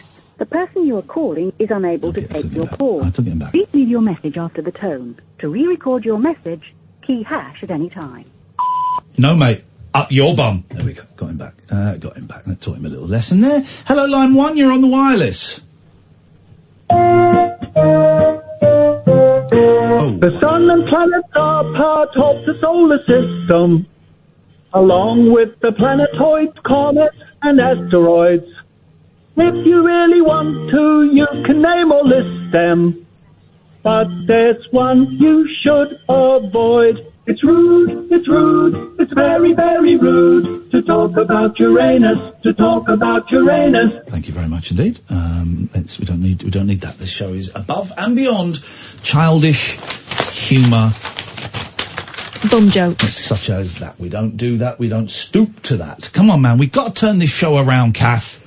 We've got to turn tonight's show around. For God's sakes, this ranks as one of the worst shows I have ever done in 20 years of broadcasting. This is an absolute stinker. Poor Pewee. It's awful. It's terrible. We've got to turn it around, Catherine. How on earth will we do that? We've got to turn it around. We've got to turn it around fast.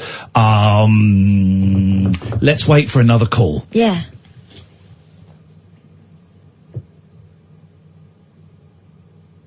What phone number? They know it. Yeah, but the thing is, they know it. We need the other one to know it. They know. We need the good one to know it. No. They know it. They know it. Come on, guys. Phone us up. Phone us up and save this goddamn big hairy piece of trash show. Crying out loud. Now, do the phones work? Yeah, they do. I've just tried them. There we go. This is it. Here it comes. Here we go. Here comes the show's saving call, line 1. Good evening. Good evening, Ian. Evening, Cass. And hello. This is it. This is the call that's going to save the show. The reanimator.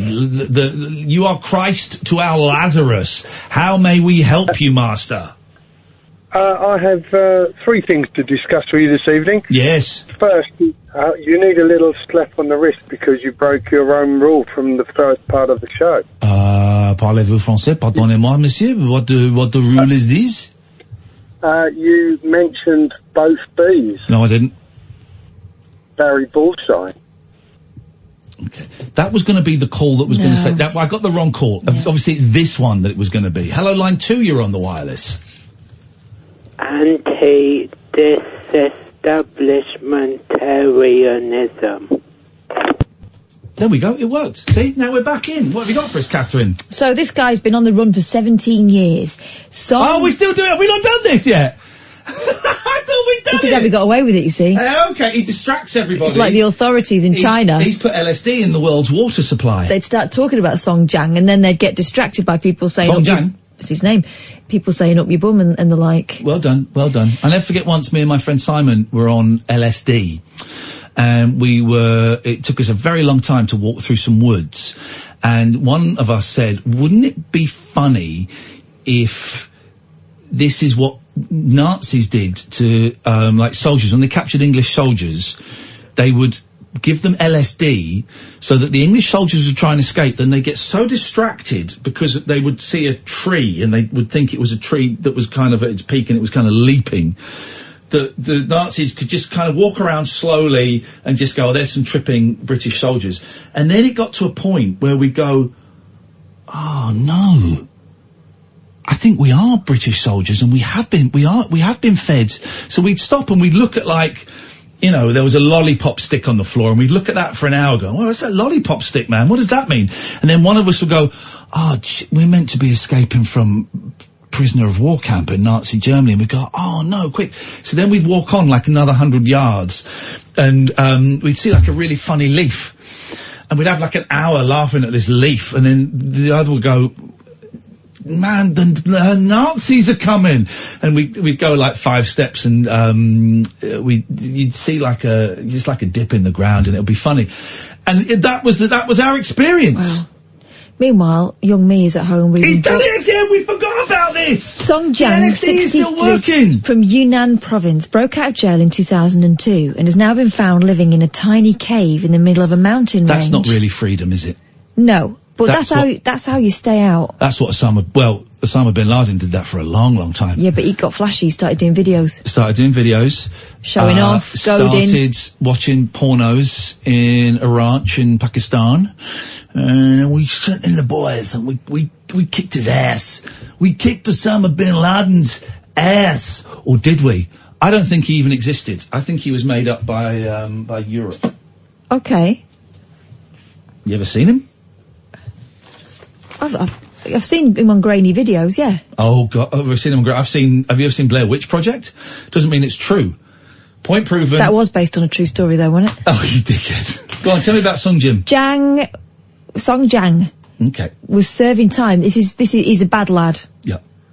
He was serving time on human trafficking charges involving women and children. That's out of order. And evaded. Can I just say, on behalf of the late night alternative, and on behalf of, I would say, 40% of the presenters here at Talk Radio, we do not in any way condone or endorse human trafficking of children or women. Bad. Men, I can understand why. There's a market. But women and children, they don't have the rights. They don't have the power to say no to human trafficking. So I would certainly like to say this show... Big thumbs down. Big thumbs down. What are you doing it for? And if you're human trafficking now listening to this, come on, guys, let them go. If it's women and children, let them go. If it's men, they should have had the balls to escape. Women and children... That's victim blaming, mate. Yeah, I am. Women and children, let them go. They haven't got the wherewithal to escape. Let them go. That's that sorted. Carry on with Sonny Jim. Song Jiang. Song Jiang Blue. Everybody knows one.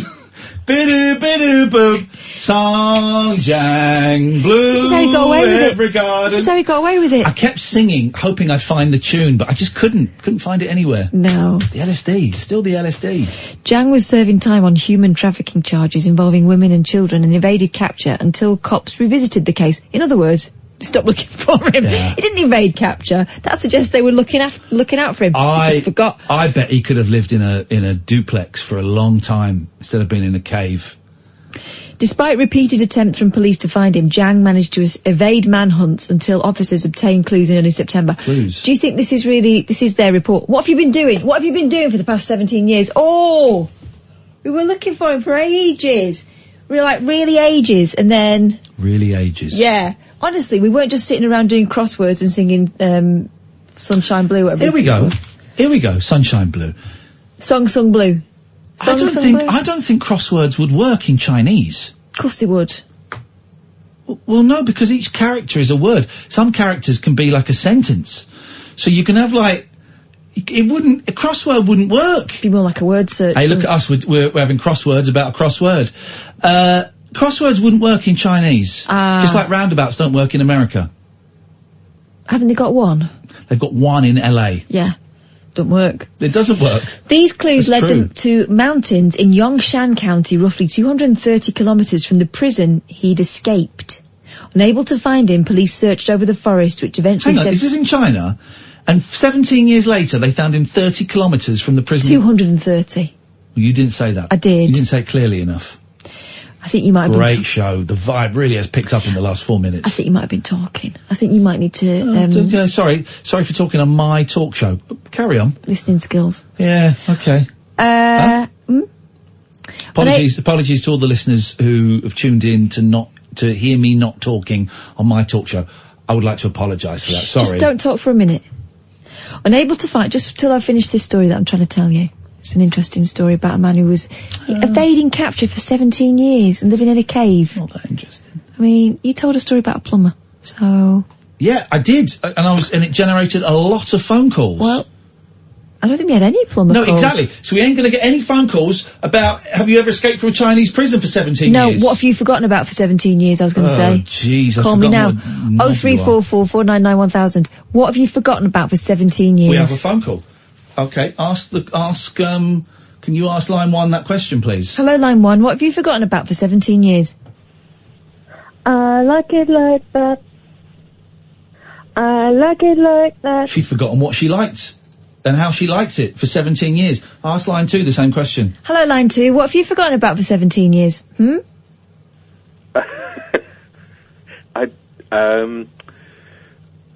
I don't know. You've forgotten? There we go. That's great. And let's try, if you ask line 1 that, go on. Oh, line 1. I've been waiting for you to call. What have you forgotten about for 17 years, please? Hello? See? Forgotten. What have you forgotten? Hello, line 1. Oh, hello, Ian. Hello, Kath. Hello. It was just to ask you asking a question. Oh, have you please ever do. Seen the film Head? Yeah, have I ever seen the film Head? Mate, I've seen it about 100 times. Oh, of course I've seen the film Head. I just found out that it existed. Listen, of course, for those who don't know, the film Head stars the monkeys. I've got it in all its different formats. I've got it with the Blu-ray, with the director's commentary. I've spoken to the monkeys about the film Head. I've seen it. I love it. I need to watch it. I haven't watched it for a while. I'll be watching it very, very soon. And, what can I ask? Why are you asking me about that? I'm not, it's just because you're a big fan of the monkeys, and I just found out about it today. I'd never heard it, so I was like, I want to see it. Oh, mate, go and watch it.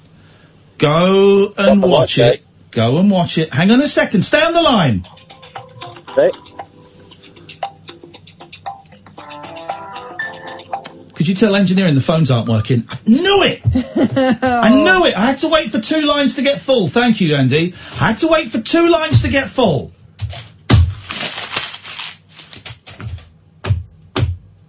We'll go to the break, please, Sam. The Late Night Alternative with Iain Lee on Talk Radio. We have ways of making you talk.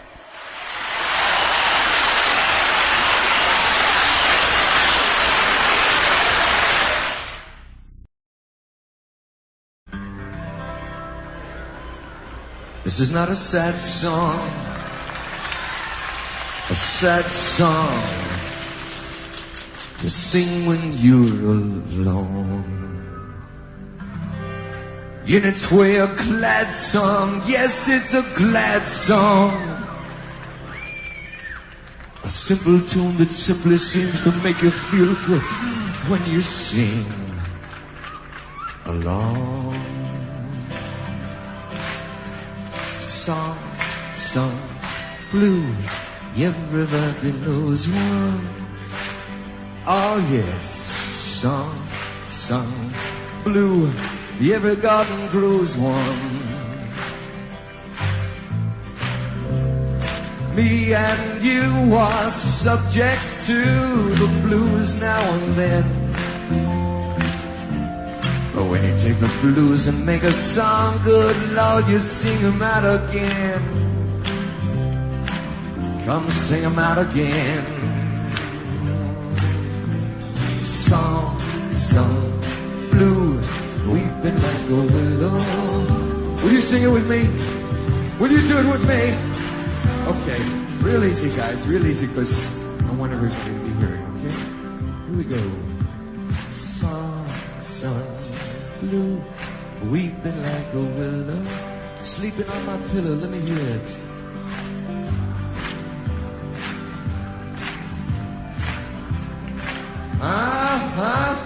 Not bad.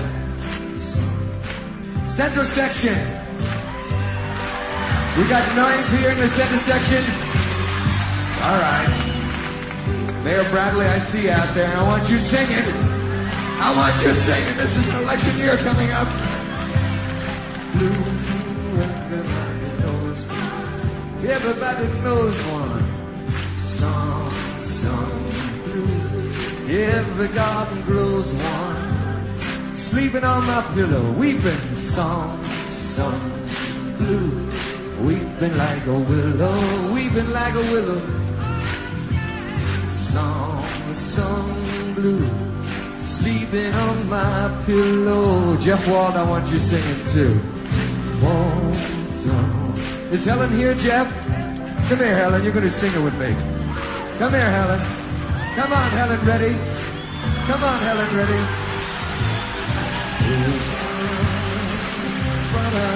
Hi, beautiful, how you doing? Huh? Will you sing it with me? You're gonna kill me for this? No, I'll come and sing in your show. Okay? We'll do it together, okay? Rose one. You know the words? Song, blue, everybody knows one.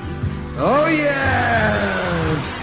Song, blue, every garden grows one. Could you just plot from this? Song, blue, weeping like a willow. Song, blue, sleeping on my... Helen Reddy, thank you for being... Henry Winkler, where are you? Come on, Henry. Come on, buddy. This is your chance. Come on, Henry. Come on, Henry. Come on, Henry. Here the garden grows one. Come on, Bubba.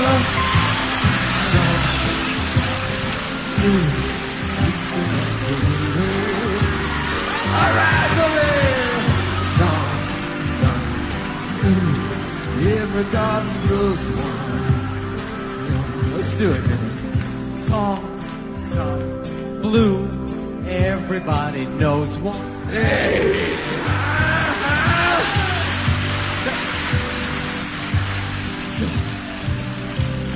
Roger did. Do it, Roger did it. You know what you do? Will you do this for me? Do it like the Fonz would do it. How would the Fonz sing this song? Try it.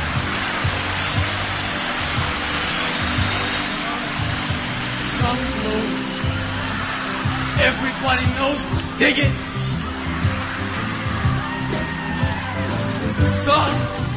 Sun blue. Everybody knows one.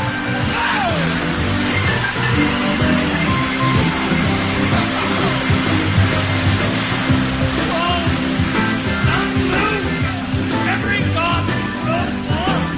Wow. Sun blue. Henry Winkler. Thank you, baby. Thank you. Blue.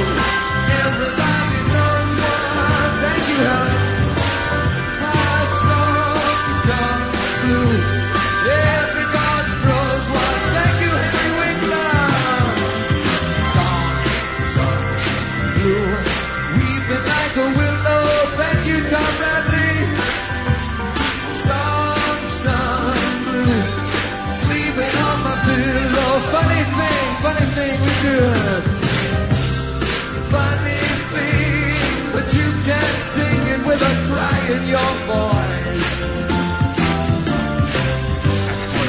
started feeling good. Repeat it now. Song blue. Everybody knows one. Ba-da-ba-da-ba. Song blue. Every dog grows one. Bitty, bitty, bitty, bitty. Funny thing, but you can't sing it with a cry in your voice. Do it. And before you know it, started feeling good. Here we go.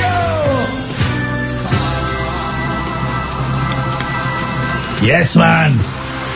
7-minute version of Song Sung Blue. Neil Diamond in his 1976 pomp.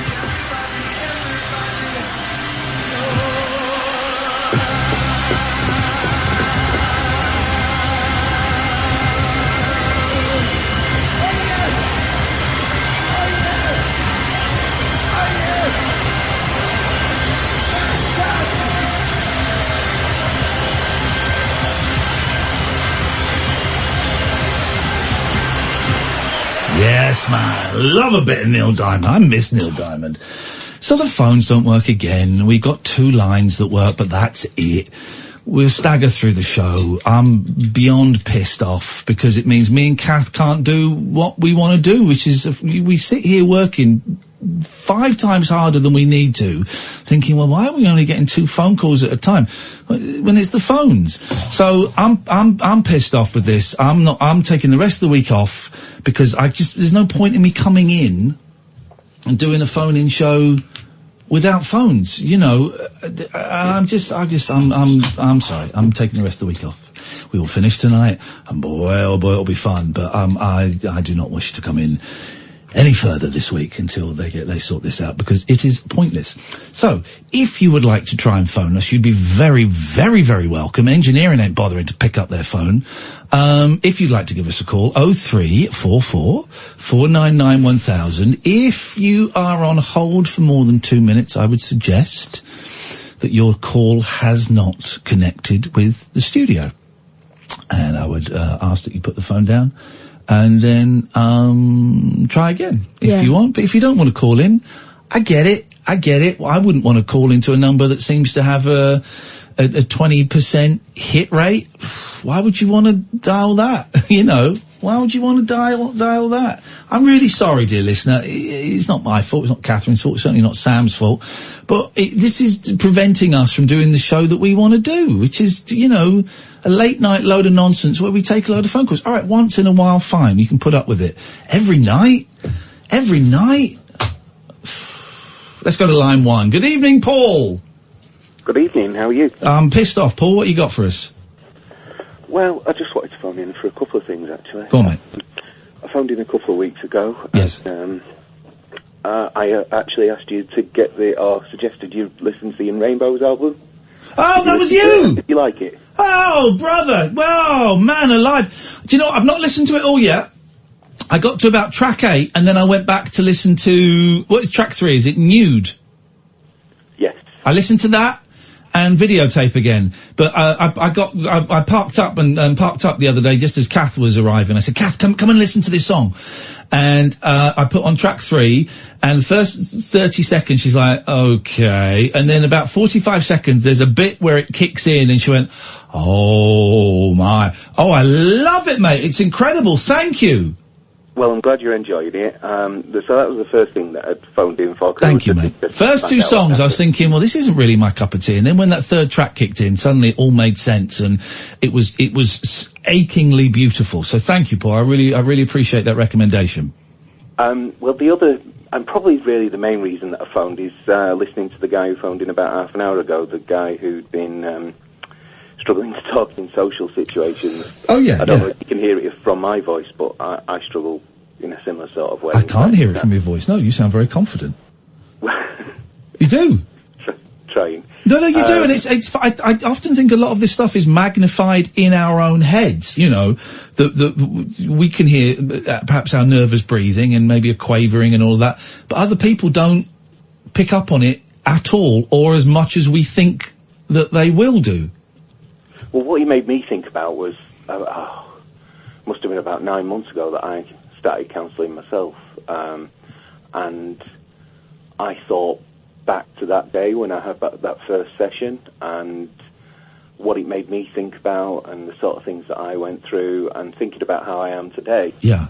I just wanted to offer my support to him, really, and just wish him all the best, all the encouragement I could give him, because, like you said, I hope he will get there.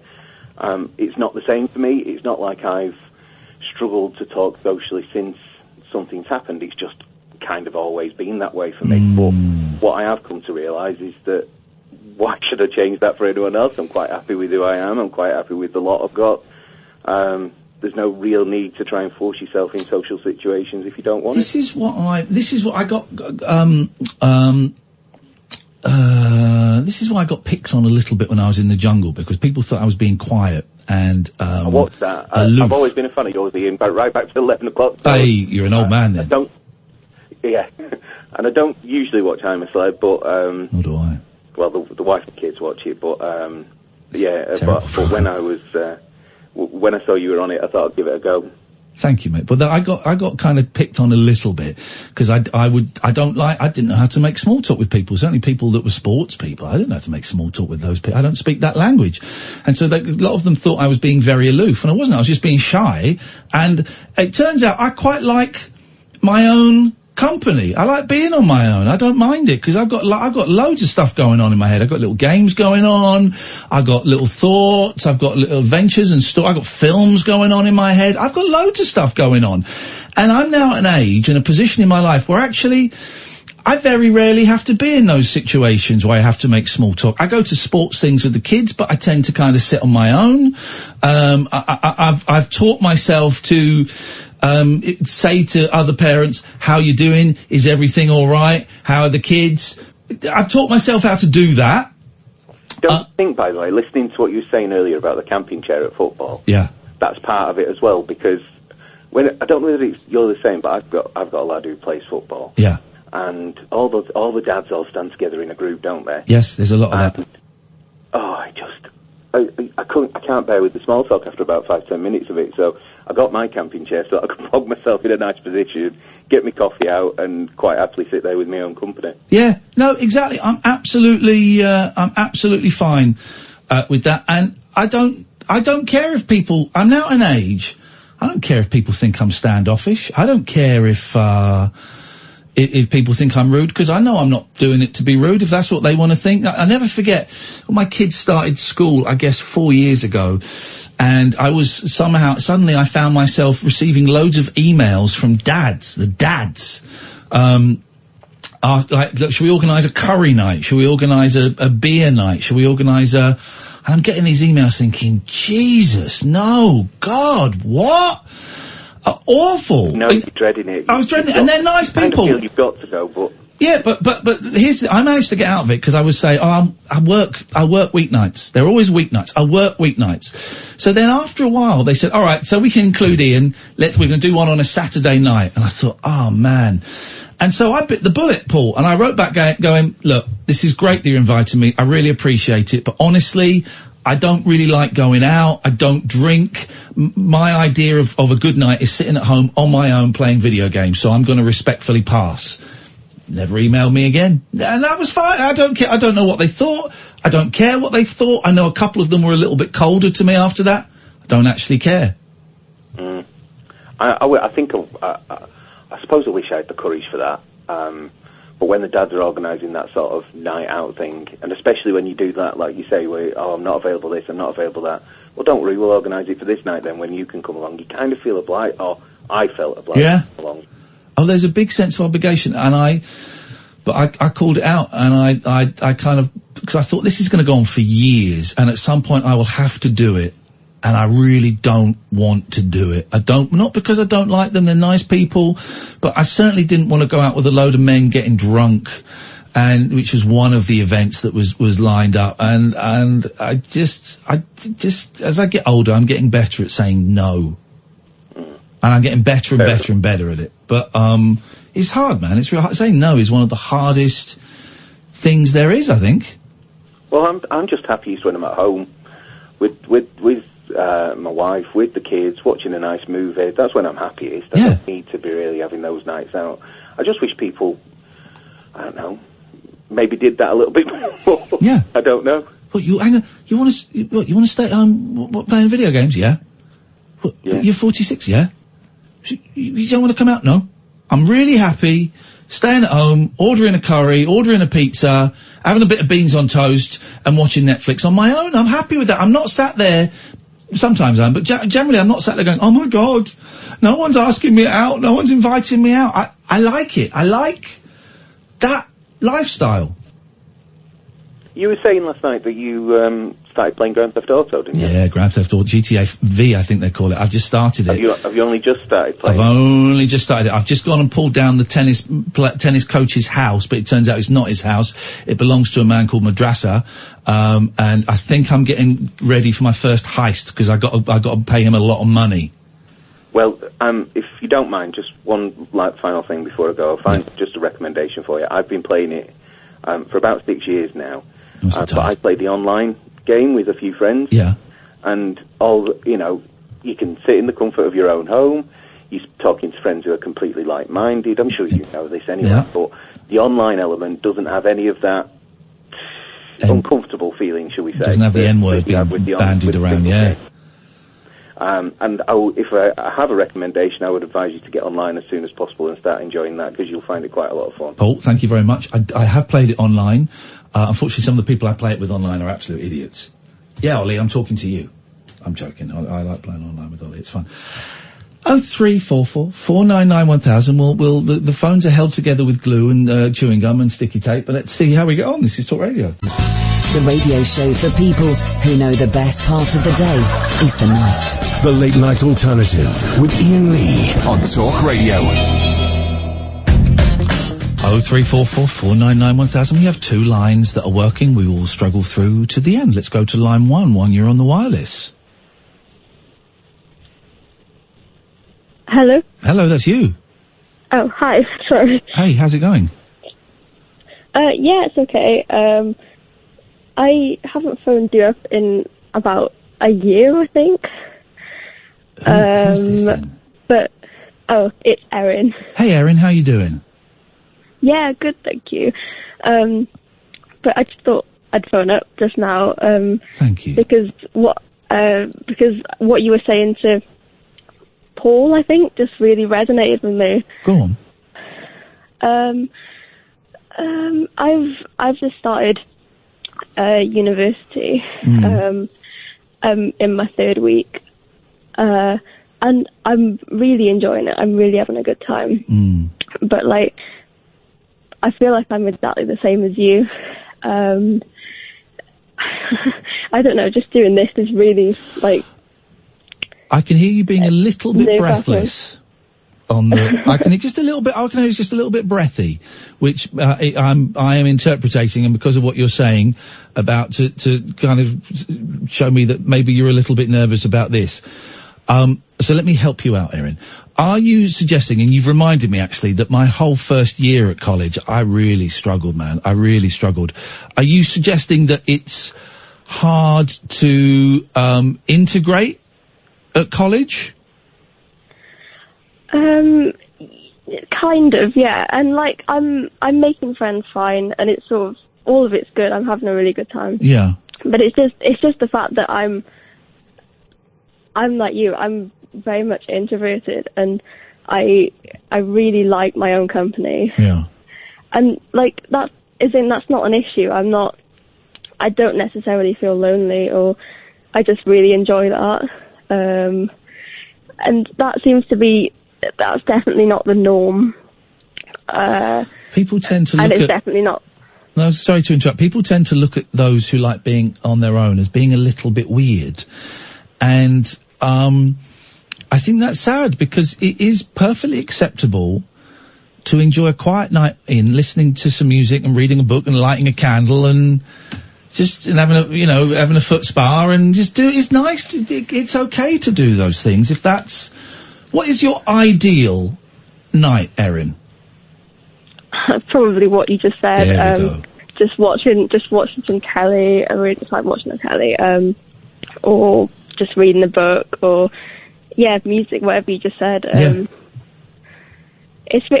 really like spending time with other people. That's with friends.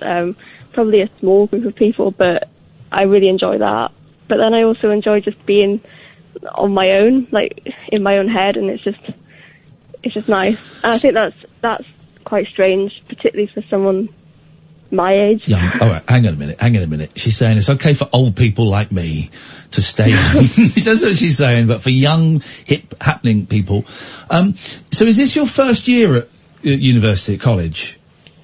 Yeah. And so you literally week 3, year 1. Oh God, yeah. Yeah, that's it. But are you? But you are enjoying it. Yeah, I am actually. I thought I'd struggle a lot more than I am. But yeah, it's different. It's different, and isn't I feel it? like I'm trying to make time for me, just being on my own, because that's important for me, if that makes sense. The first couple of months I seem to remember, and this is over 20 years ago. Jeez, this is 27 years ago. Flipping heck, imagine we lived that long. I remember the first couple of months being really noisy, being lots of things, freshers week, sign up for this, groups, oh hey, I'm new here, what A-levels did you do? Or it being really noisy. It settled down. It settled down and got into a routine and a normality, and people kind of fell away into their own groups and their own friendships, and it gets more manageable. Is this the first time that you've lived away from home? Yeah. Yes, man. It's a big one. It's the whole thing is so daunting. It is, and you've been kind of gearing up for it for ages, you know, for the last 2 years, doing your A-levels, knowing it was hovering, but then it becomes very real, doesn't it, after the second week when things start to... Yeah, that's it. Tell you what happened with me, I got ill. I got a freshers flu. And so this was still the time when everyone was going out, and I didn't really know anyone, so I'm stuck in bed for a week, no one coming round. That was bloody miserable, but... picks up, and actually it was a mercy. I made friends with loads of people in the first month or so that afterwards I never saw again. So yeah. There's a couple that stick around, but everyone's just really desperate to sort of fit in, aren't they, in the first few weeks? Yeah, exactly. But I find it so hard to just start a conversation with someone. Yeah, I know. That just, you don't know them, and just sort of like, I don't know, I find that difficult. Erin, thanks for calling in. I really appreciate it. Enjoy it. Treasure it. Because, like I say, suddenly I'm thinking, it's 20 years ago. No, it's not. It's nearly 30 years ago that I was there. It just, you know, it is an old fart talking to you. It just flies by, man. So try and savour every second of it. And I hope you carry on enjoying it. Thank you. Thank you. Thanks for your call, Erin. Take care. Thank you. Bye. Bye-bye. No, okay. Now, Sam, are you unable to? Can't phone him back. Can't call out. Okay, we'll carry on taking calls straight to air. Being zen. I've had my little rant. Played a 7-minute version of Song Sung Blue by Neil Diamond. Now I'm entering my zen phase.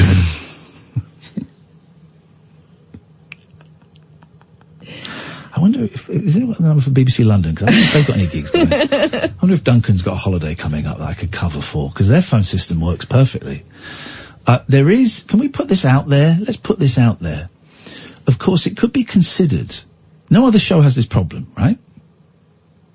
All the other shows are very right-wing, very pro-Brexit, very pro-Boris Johnson. Let me just put this out there. We work for The Sun. Very pro-Johnson, very pro-Brexit. There is a possibility that this is a deliberate attack. This is a deliberate attack from the powers that be, whoever they may be,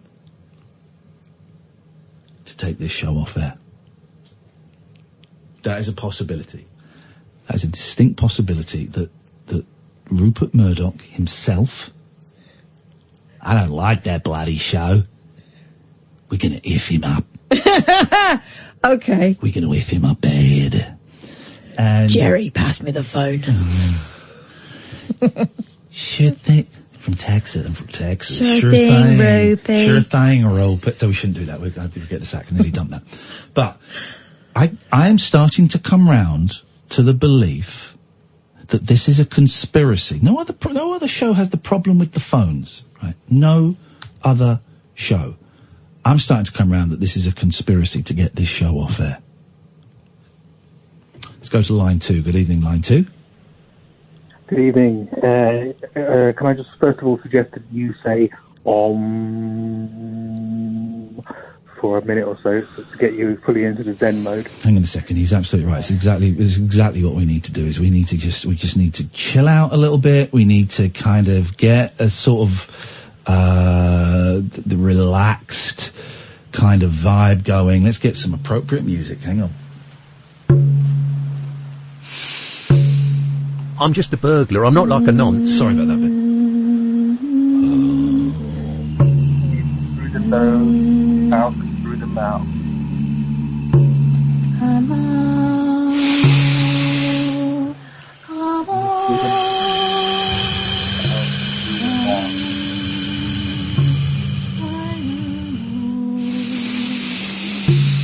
Your troubles will soon feel like they have drifted away.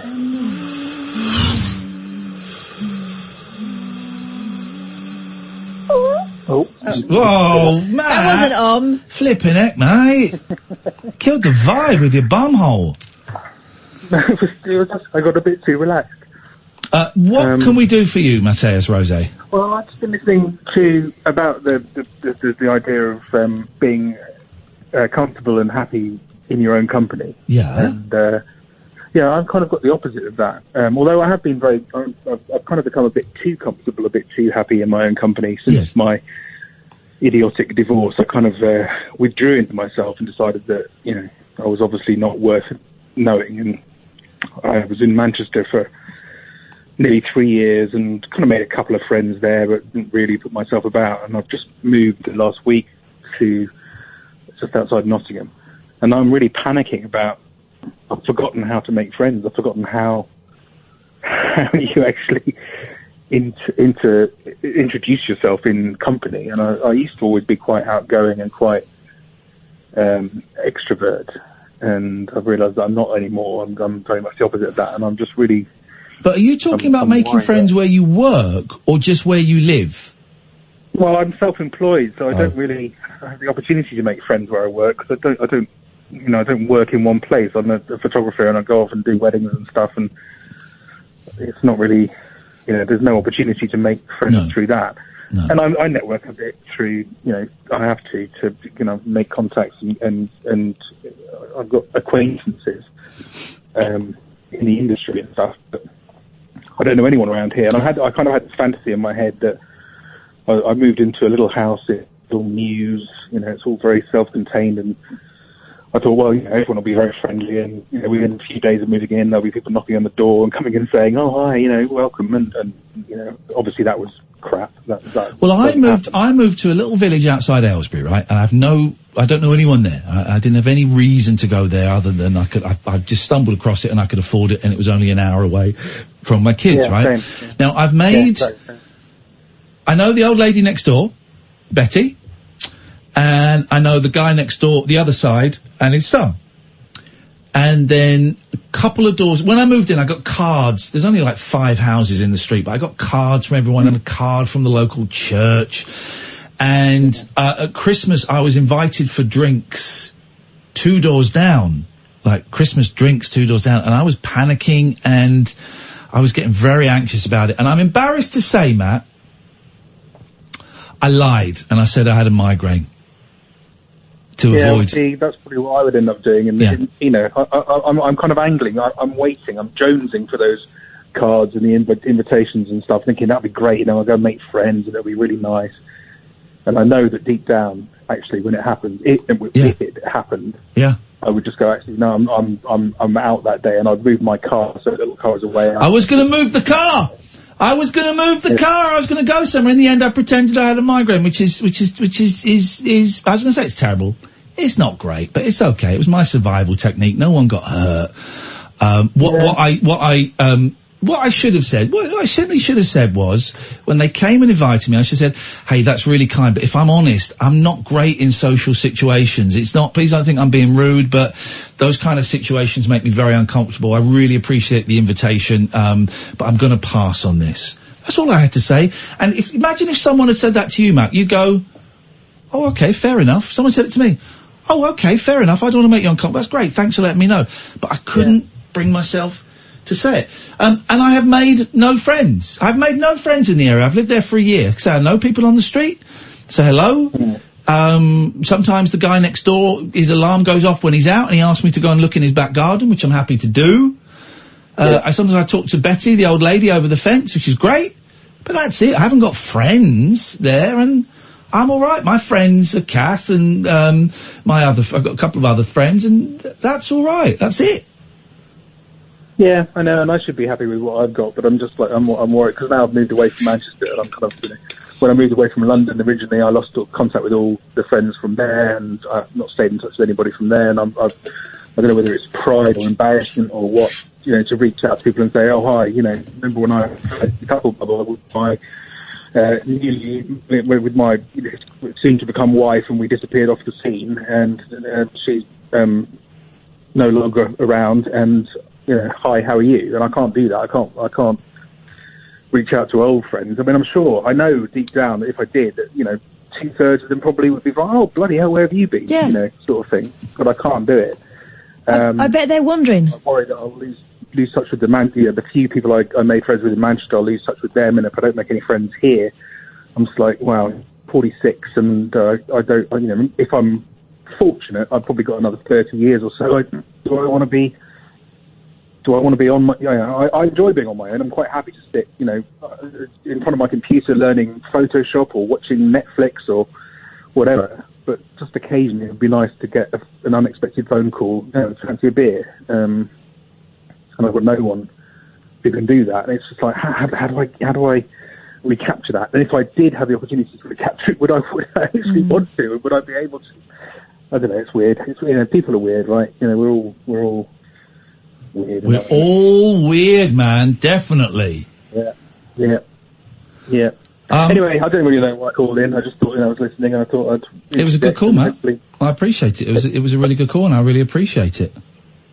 Cool. Well, I listen a lot, and I hope your phone lines get sorted. And take care. Thank you, mate. Thanks, thank you. There we go. I said we get 2 calls on this, and we've had 4 or 5 calls on this from people who all share a similar thing. I think it's really common. It is, right? If you're not part of a couple anymore, you've not got that safety blanket of going out just the two of you and meeting other people, or not meeting other people at all. You talking about? Sorry, I wasn't listening. You talking about swinging? No. Okay. Just talking about going out. I don't fancy going out anymore. I used to be work too hard. I used to be embarrassed about going out for a meal on my own. I love sitting in a restaurant on my own now. I've never done that, and I've never gone to the cinema on my own. Oh, I love it. The fact that when we're at work, everyone else is in bed, and when we're at home, everyone else is at work, I do feel like maybe I should do more stuff like that. Go to the cinema by myself and stuff. I've taken my mum. So birthday today, she's 69. My mum's 69 today. Imagine that. Imagine your mum 69. Stop it. Yeah? Imagine your mum, Sam, 69. My mum is 69 right now. We're going to go and see the Judy Garland film, which I'm actually looking forward to. We're kind of bound by... Well, actually, now there are 2 screens at our local cinema that have wheelchair access. It was just 1. But we're bound by what is being shown in screen 1 and screen 3, I think it is. But I'm quite looking forward to the Judy Garland film. It's not a film I would go and see on my own, but my sister said, we've got this or we've got Downton. I went, Judy Garland straight away. Renée Zellweger, isn't it? Yeah. What's her name? Bridget's Diary. Mm. And her big pants. I know these things. things. You really are down with the kids. I certainly am. Pete says, I'm relating to so much of this tonight. I'm happy with my own company, except when I'm not. And I suddenly feel very lonely. I get the loneliness. I end up bailing on a good half of the social arrangements I make. I don't really make many social arrangements. Sometimes I hate it. Sometimes I feel lonely. Sometimes I'm getting used to living on my own, which is great. You haven't really ever lived on your own, have you? I don't count the 2 years in the flat because I was like I was surviving. I don't count that as living on my own. That was horrible. It was horrible. Really, really horrible. It wasn't a flat. It was a horrible bedsit. It was horrible. Most miserable 2 years of my life. So I don't count those. Even though I lived in this, you and the coppers are the only people that came round to that place because I wouldn't allow anybody else to come, and the coppers came round because you thought I'd killed myself, and you phoned them up. The signs were there, weren't they? Yeah. So the coppers came round. Hello, line 1, you're on the wireless. No, you bottled it. So I don't count those 2 years. That was just like living in stasis. That was living in limbo. But what's nice now is that you're living somewhere where you're making it comfortable, you're putting your own stamp on things. Yeah. You've even, I mean, your fridge is generally not very full, but the occasionally... fridge is empty. You open the fridge, you pop round today and you open the fridge, and everything in there is off. It's blueberries that went off 2 weeks ago. It's a salad you brought around 2 weeks ago. Chuck it out. The milk is fine. But everything else is off. But you had a couple of weekends where you cooked for yourself. That's something. What are you going to do? I had pizza on Saturday, and I had Chinese on Sunday. Mm-hmm. Fine, works for me. I'm living the old, travelling the world via my tongue. What thought? Talking about food. Let's go to line 1. Line 1, you're on the wireless. Good evening, Ian. Good evening. How are you doing? Good evening, line 1. I think I can hear you as well. Hello. What can we do for you tonight? I heard you speaking about sort of being a loner and hanging out on your own. I just wanted to give you and that lady some solace by saying I'm somewhat the same way. Okay. When you say that lady, you mean Erin who called in. You don't mean Kath. Yes. Yeah, go on. Well, tell us your situation. I don't get enough time on my own, to be honest. No, you don't. Your mother, aren't you? So, tell us your situation. I've been this way for a long time, really, and I used to sort of think it was a bad thing, but now I'm sort of used to it, you know. I just sort of chill out, listen to daft radio programs, and, you know, play things like Minecraft and stuff, you know. Now, here's the thing. I don't get Minecraft. My youngest kid, and both of them actually love it, right? And we sit and we watch a lot of Minecraft videos, right? Because they like watching these things. And I'm sitting there and I'm thinking, because it's not a game, is it? It's not the pure version of it, isn't really. Because it's building. Yeah. It's having a bit of a second wind at the moment as well, Minecraft. But yeah, it's one of those. I think you got to jump into it. Yeah. I think and this is just a suggestion. You can ignore me. But if you did it on your Twitch, I think your fans would love it. Well, really? But I don't get, because I don't get how you craft and how you make spells. Because how are you supposed to know that to get, you need like magic sand from a cavern, and you need like iron, and you need an egg from a demon, and then that makes like a spell book that will make swords fly. How are you? But you've got to craft it on a magic table. How the hell are you supposed to know all those spells and crafting things? See, your kids have done the thing a lot of people do, is they've tried to throw you in with the end game stuff too early. You need to start from the top. You need to start with punching trees. You need to start from day one. Oh man, and then you learn it all. Yeah, also crafting's been made a lot easier because it does it for you now. You don't have to remember how to craft. Oh, okay, because that was it. And what do you do, Charles? Do you make beautiful worlds, or do you kill and torture villagers? I play in the survival mode, which is, although I do play the creative mode. Survival mode is if you die, that's it, game over, world lost, isn't it? No, that's hardcore mode. That's hardcore survival mode is just, it's the pure version of the game, the survival mode. So you've got limited resources and you've got to go gather them. Okay. Yeah. So you start on the first night and it's just dark out and you haven't got any items and you've got to sort of fend for yourself. Where do you stand on Roblox? I think it's sort of passing by. I think it's a younger person's game, but I've seen it, and I get it. I'm not one of these people who thinks it's just a rip-off of Minecraft. I get that it's going in its own path. Yeah, I like it. It's been around longer. Again, it's great because the community makes the games. And me and my boys tried to make a game, and after an hour we went, stuff this, man. This is way too difficult. And you see some of these incredibly intricate, Mad City is amazing. It's overtaken Prison Break, my boys were telling me now. And Adopt Me, my youngest was showing me Adopt Me the other day after we watched that video. It's amazing. But yeah, it is a contrast from Grand Theft Auto where you're going around, you know, shouting the M-word and MF and things like that. Yeah. But no, I just wanted to sort of back your point up. I don't think we got derailed onto Minecraft, but there you go. That's all right. That's what it's all about. Hey, listen, Charles, nice one. Thank you for letting us sharing a bit of your story with me. There you go. Thank you. Thank you, mate. Bye-bye. This is Talk Radio. Let's take a quick break. Whispering lunar incantations for cross-parents, cross-dressers. Yeah. Did you know this about me? And cross-rail workers. Steel and polycarbonate. The Late Night Alternative with Iain Lee. I've got a very poor internet connection. On Talk Radio. Hello, line 1, you're on the wireless. Hello. Hello, who's this? Hello, this is Carl. Hello, mate, how you doing? I'm alright, thanks. How are you? Yeah, I'm alright. I'm pissed off that the phones don't work. Ted, if you're still... Ted, there is no other call... Hang on a second. This is Ted who's tweeting me. If there is no other call showing up on my screen, so if you're still trying to get through, it's not working. Go on, mate, what you got? I don't know, man. I just got a scenario, really. A scenario? Kinky? A scenario, yes. Well, next week, my wife and my 16-year-old daughter and my 12-year-old son are going to Barcelona, but I'm not going. Oh, pourquoi? Yati? Right. Why? How many people... No, I'm just thinking, how many... Is that, like, you know, what do you think? I don't know. People say... Like, some people say to me, like, that's... Why aren't you going? Or how can you let them go on their own? That's what I'm asking you. Why aren't you going? Because I can't. Because I work. Because I'm working. Well, that's fair enough. But people say, like, how can you let them go? You know. How can you let a grown woman and two mature children go on holiday on their own? That's a dumb question. What do they think's going to happen? I know, but, maybe it's where I'm from. I don't know. Okay. Okay, thanks. I hope we sorted that. I don't understand the thing. Unless he's asking himself why.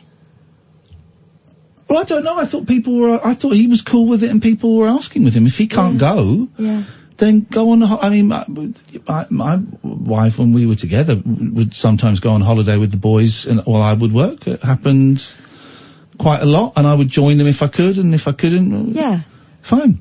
Yeah, I think when I was off on maternity leave with the babies, if I wanted to take them to see my grandma in, you know, Merseyside, I'd go off for a weekend. Why would you not trust your partner? Trust. I put the word trust in there. Maybe it is about trust. Maybe some people don't trust their partners. Let's be honest. Let's be honest, lads. When the old ball and chain is away for a few days, and the old kiddlywinks are away for a few days, we like to get the pizza on, we like to get the PlayStation on, and we like to get the pornos on. Oh, God. Sometimes. What's that? There's that Divine Comedy song, isn't it? How can you leave me on my own? I like looking at pictures of naked ladies or something, you know, and there's a bit of that. You think, I'm going to be good, and then day 2. It's mayhem. It is. I don't know, it's blokes. Not all blokes, obviously, but, fine. Daryl Morris will be in a few minutes for his show. We're taking calls straight to air. We've got 2 lines that are working. We can't call out, it would appear. Sam tried to call out and we had a problem with that, so we'll just take the call straight to air. As soon as I see Catherine's going to do us a nice little story in a second, like not a bedtime story, like a newsy story. But I hope you don't mind if I see a call, I'm just going to go to it, Catherine. Oh, good. The callers have been so patient this evening. If you're ringing through now, I can't see anything on my screen, so put the phone down, and if you want to try again, do, and if you don't want to try again, that's that. Boyley. Boob boosting stickers. If you want to get that uplift without buying an expensive bra, or getting surgery, this woman has been talking about these sticker things that look like rabbit faces. Okay, where do you stick? You stick them on your boob, under your boob. Well, I'm not sure. Hang on. A mum of 3 was chuffed when she first tried out some breast lifting stickers. Laura Matzer, 33. I've seen pictures of Laura Matzer. She's got boobs. Yeah, she's had 3 children, she says, and her boobs are a little bit empty these days. But those boobs are pretty special boobs. Well, she said She said, I've got breastfeeding boobs that now resemble tennis balls in old socks, so I she's purchased... exaggerating a bit. She's got cracking set of norks.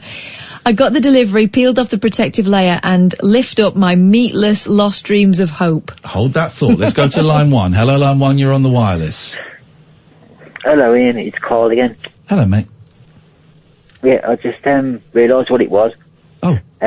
With my partner, because you said it was like about trust when I got off the phone. Well, I wondered if it was. I don't know. I was a little... I didn't quite understand what the question was, but go on. It's nothing about a question. It was just me, like, inner thoughts. No, what I mean was... Yeah. My mum and dad were, like, married in 1970s, okay? Yeah. And they would never have done what I would, go on holidays. I'm sure your mum and dad were the same. Maybe not, I don't know, but... Mine are. Mine are. Yeah, I get it, but times are different. They would never go on holidays on their own, and I was just thinking, is that my doing... In the 70s and 80s, you'd get 2 weeks holiday or 4 weeks holiday a year, and you would be able... It was easy to book that time off, and you could sync it up with your partner. It wasn't just that, though, was it? Okay. It wasn't just that, though, was it? Okay. What was it then? It was, anyway. What else was it? Well, it was like that people were... I don't know, it just didn't happen then when I was growing up anyway. Okay. People didn't go... Mums and dads didn't go on holidays separately. Okay, well then it's a terrible idea for your wife to go on a holiday separately from you. Yeah, I thought so. Oh, we'll stop her immediately. That's a great idea, yeah. Okay, well done. We got to the gag in the end. Was that? It was a gag. Was it? It didn't go the way he wanted first time, so he came back for round 2. Well, great gag. Excellent gag. Well done. Okay. Carry on, please. I've worked out how they work. Okay, so they, here we go, there's a picture. You kind of put the face of the rabbit over your boobs, and then you pull up the ears. Stickers? Yeah.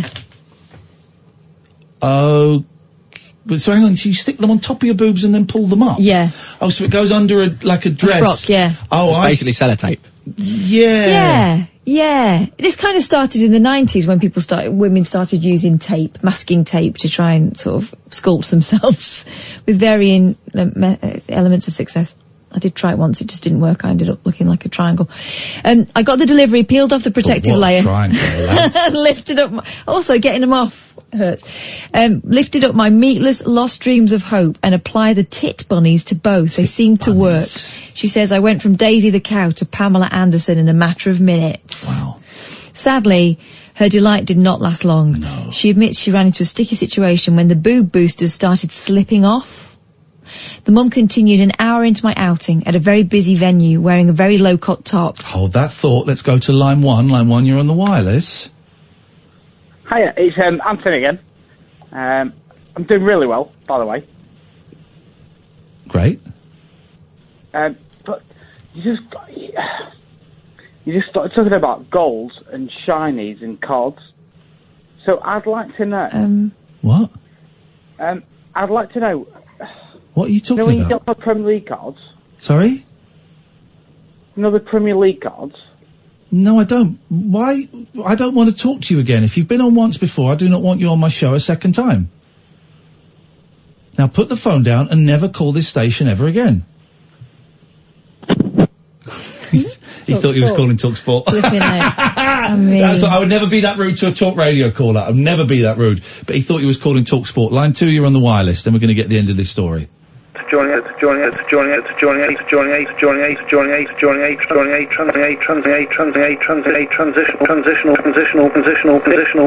is going to, yeah. I quite like those. You hate those. I like those guys. Go on, finish the story. Only because they're sneaking in the B word.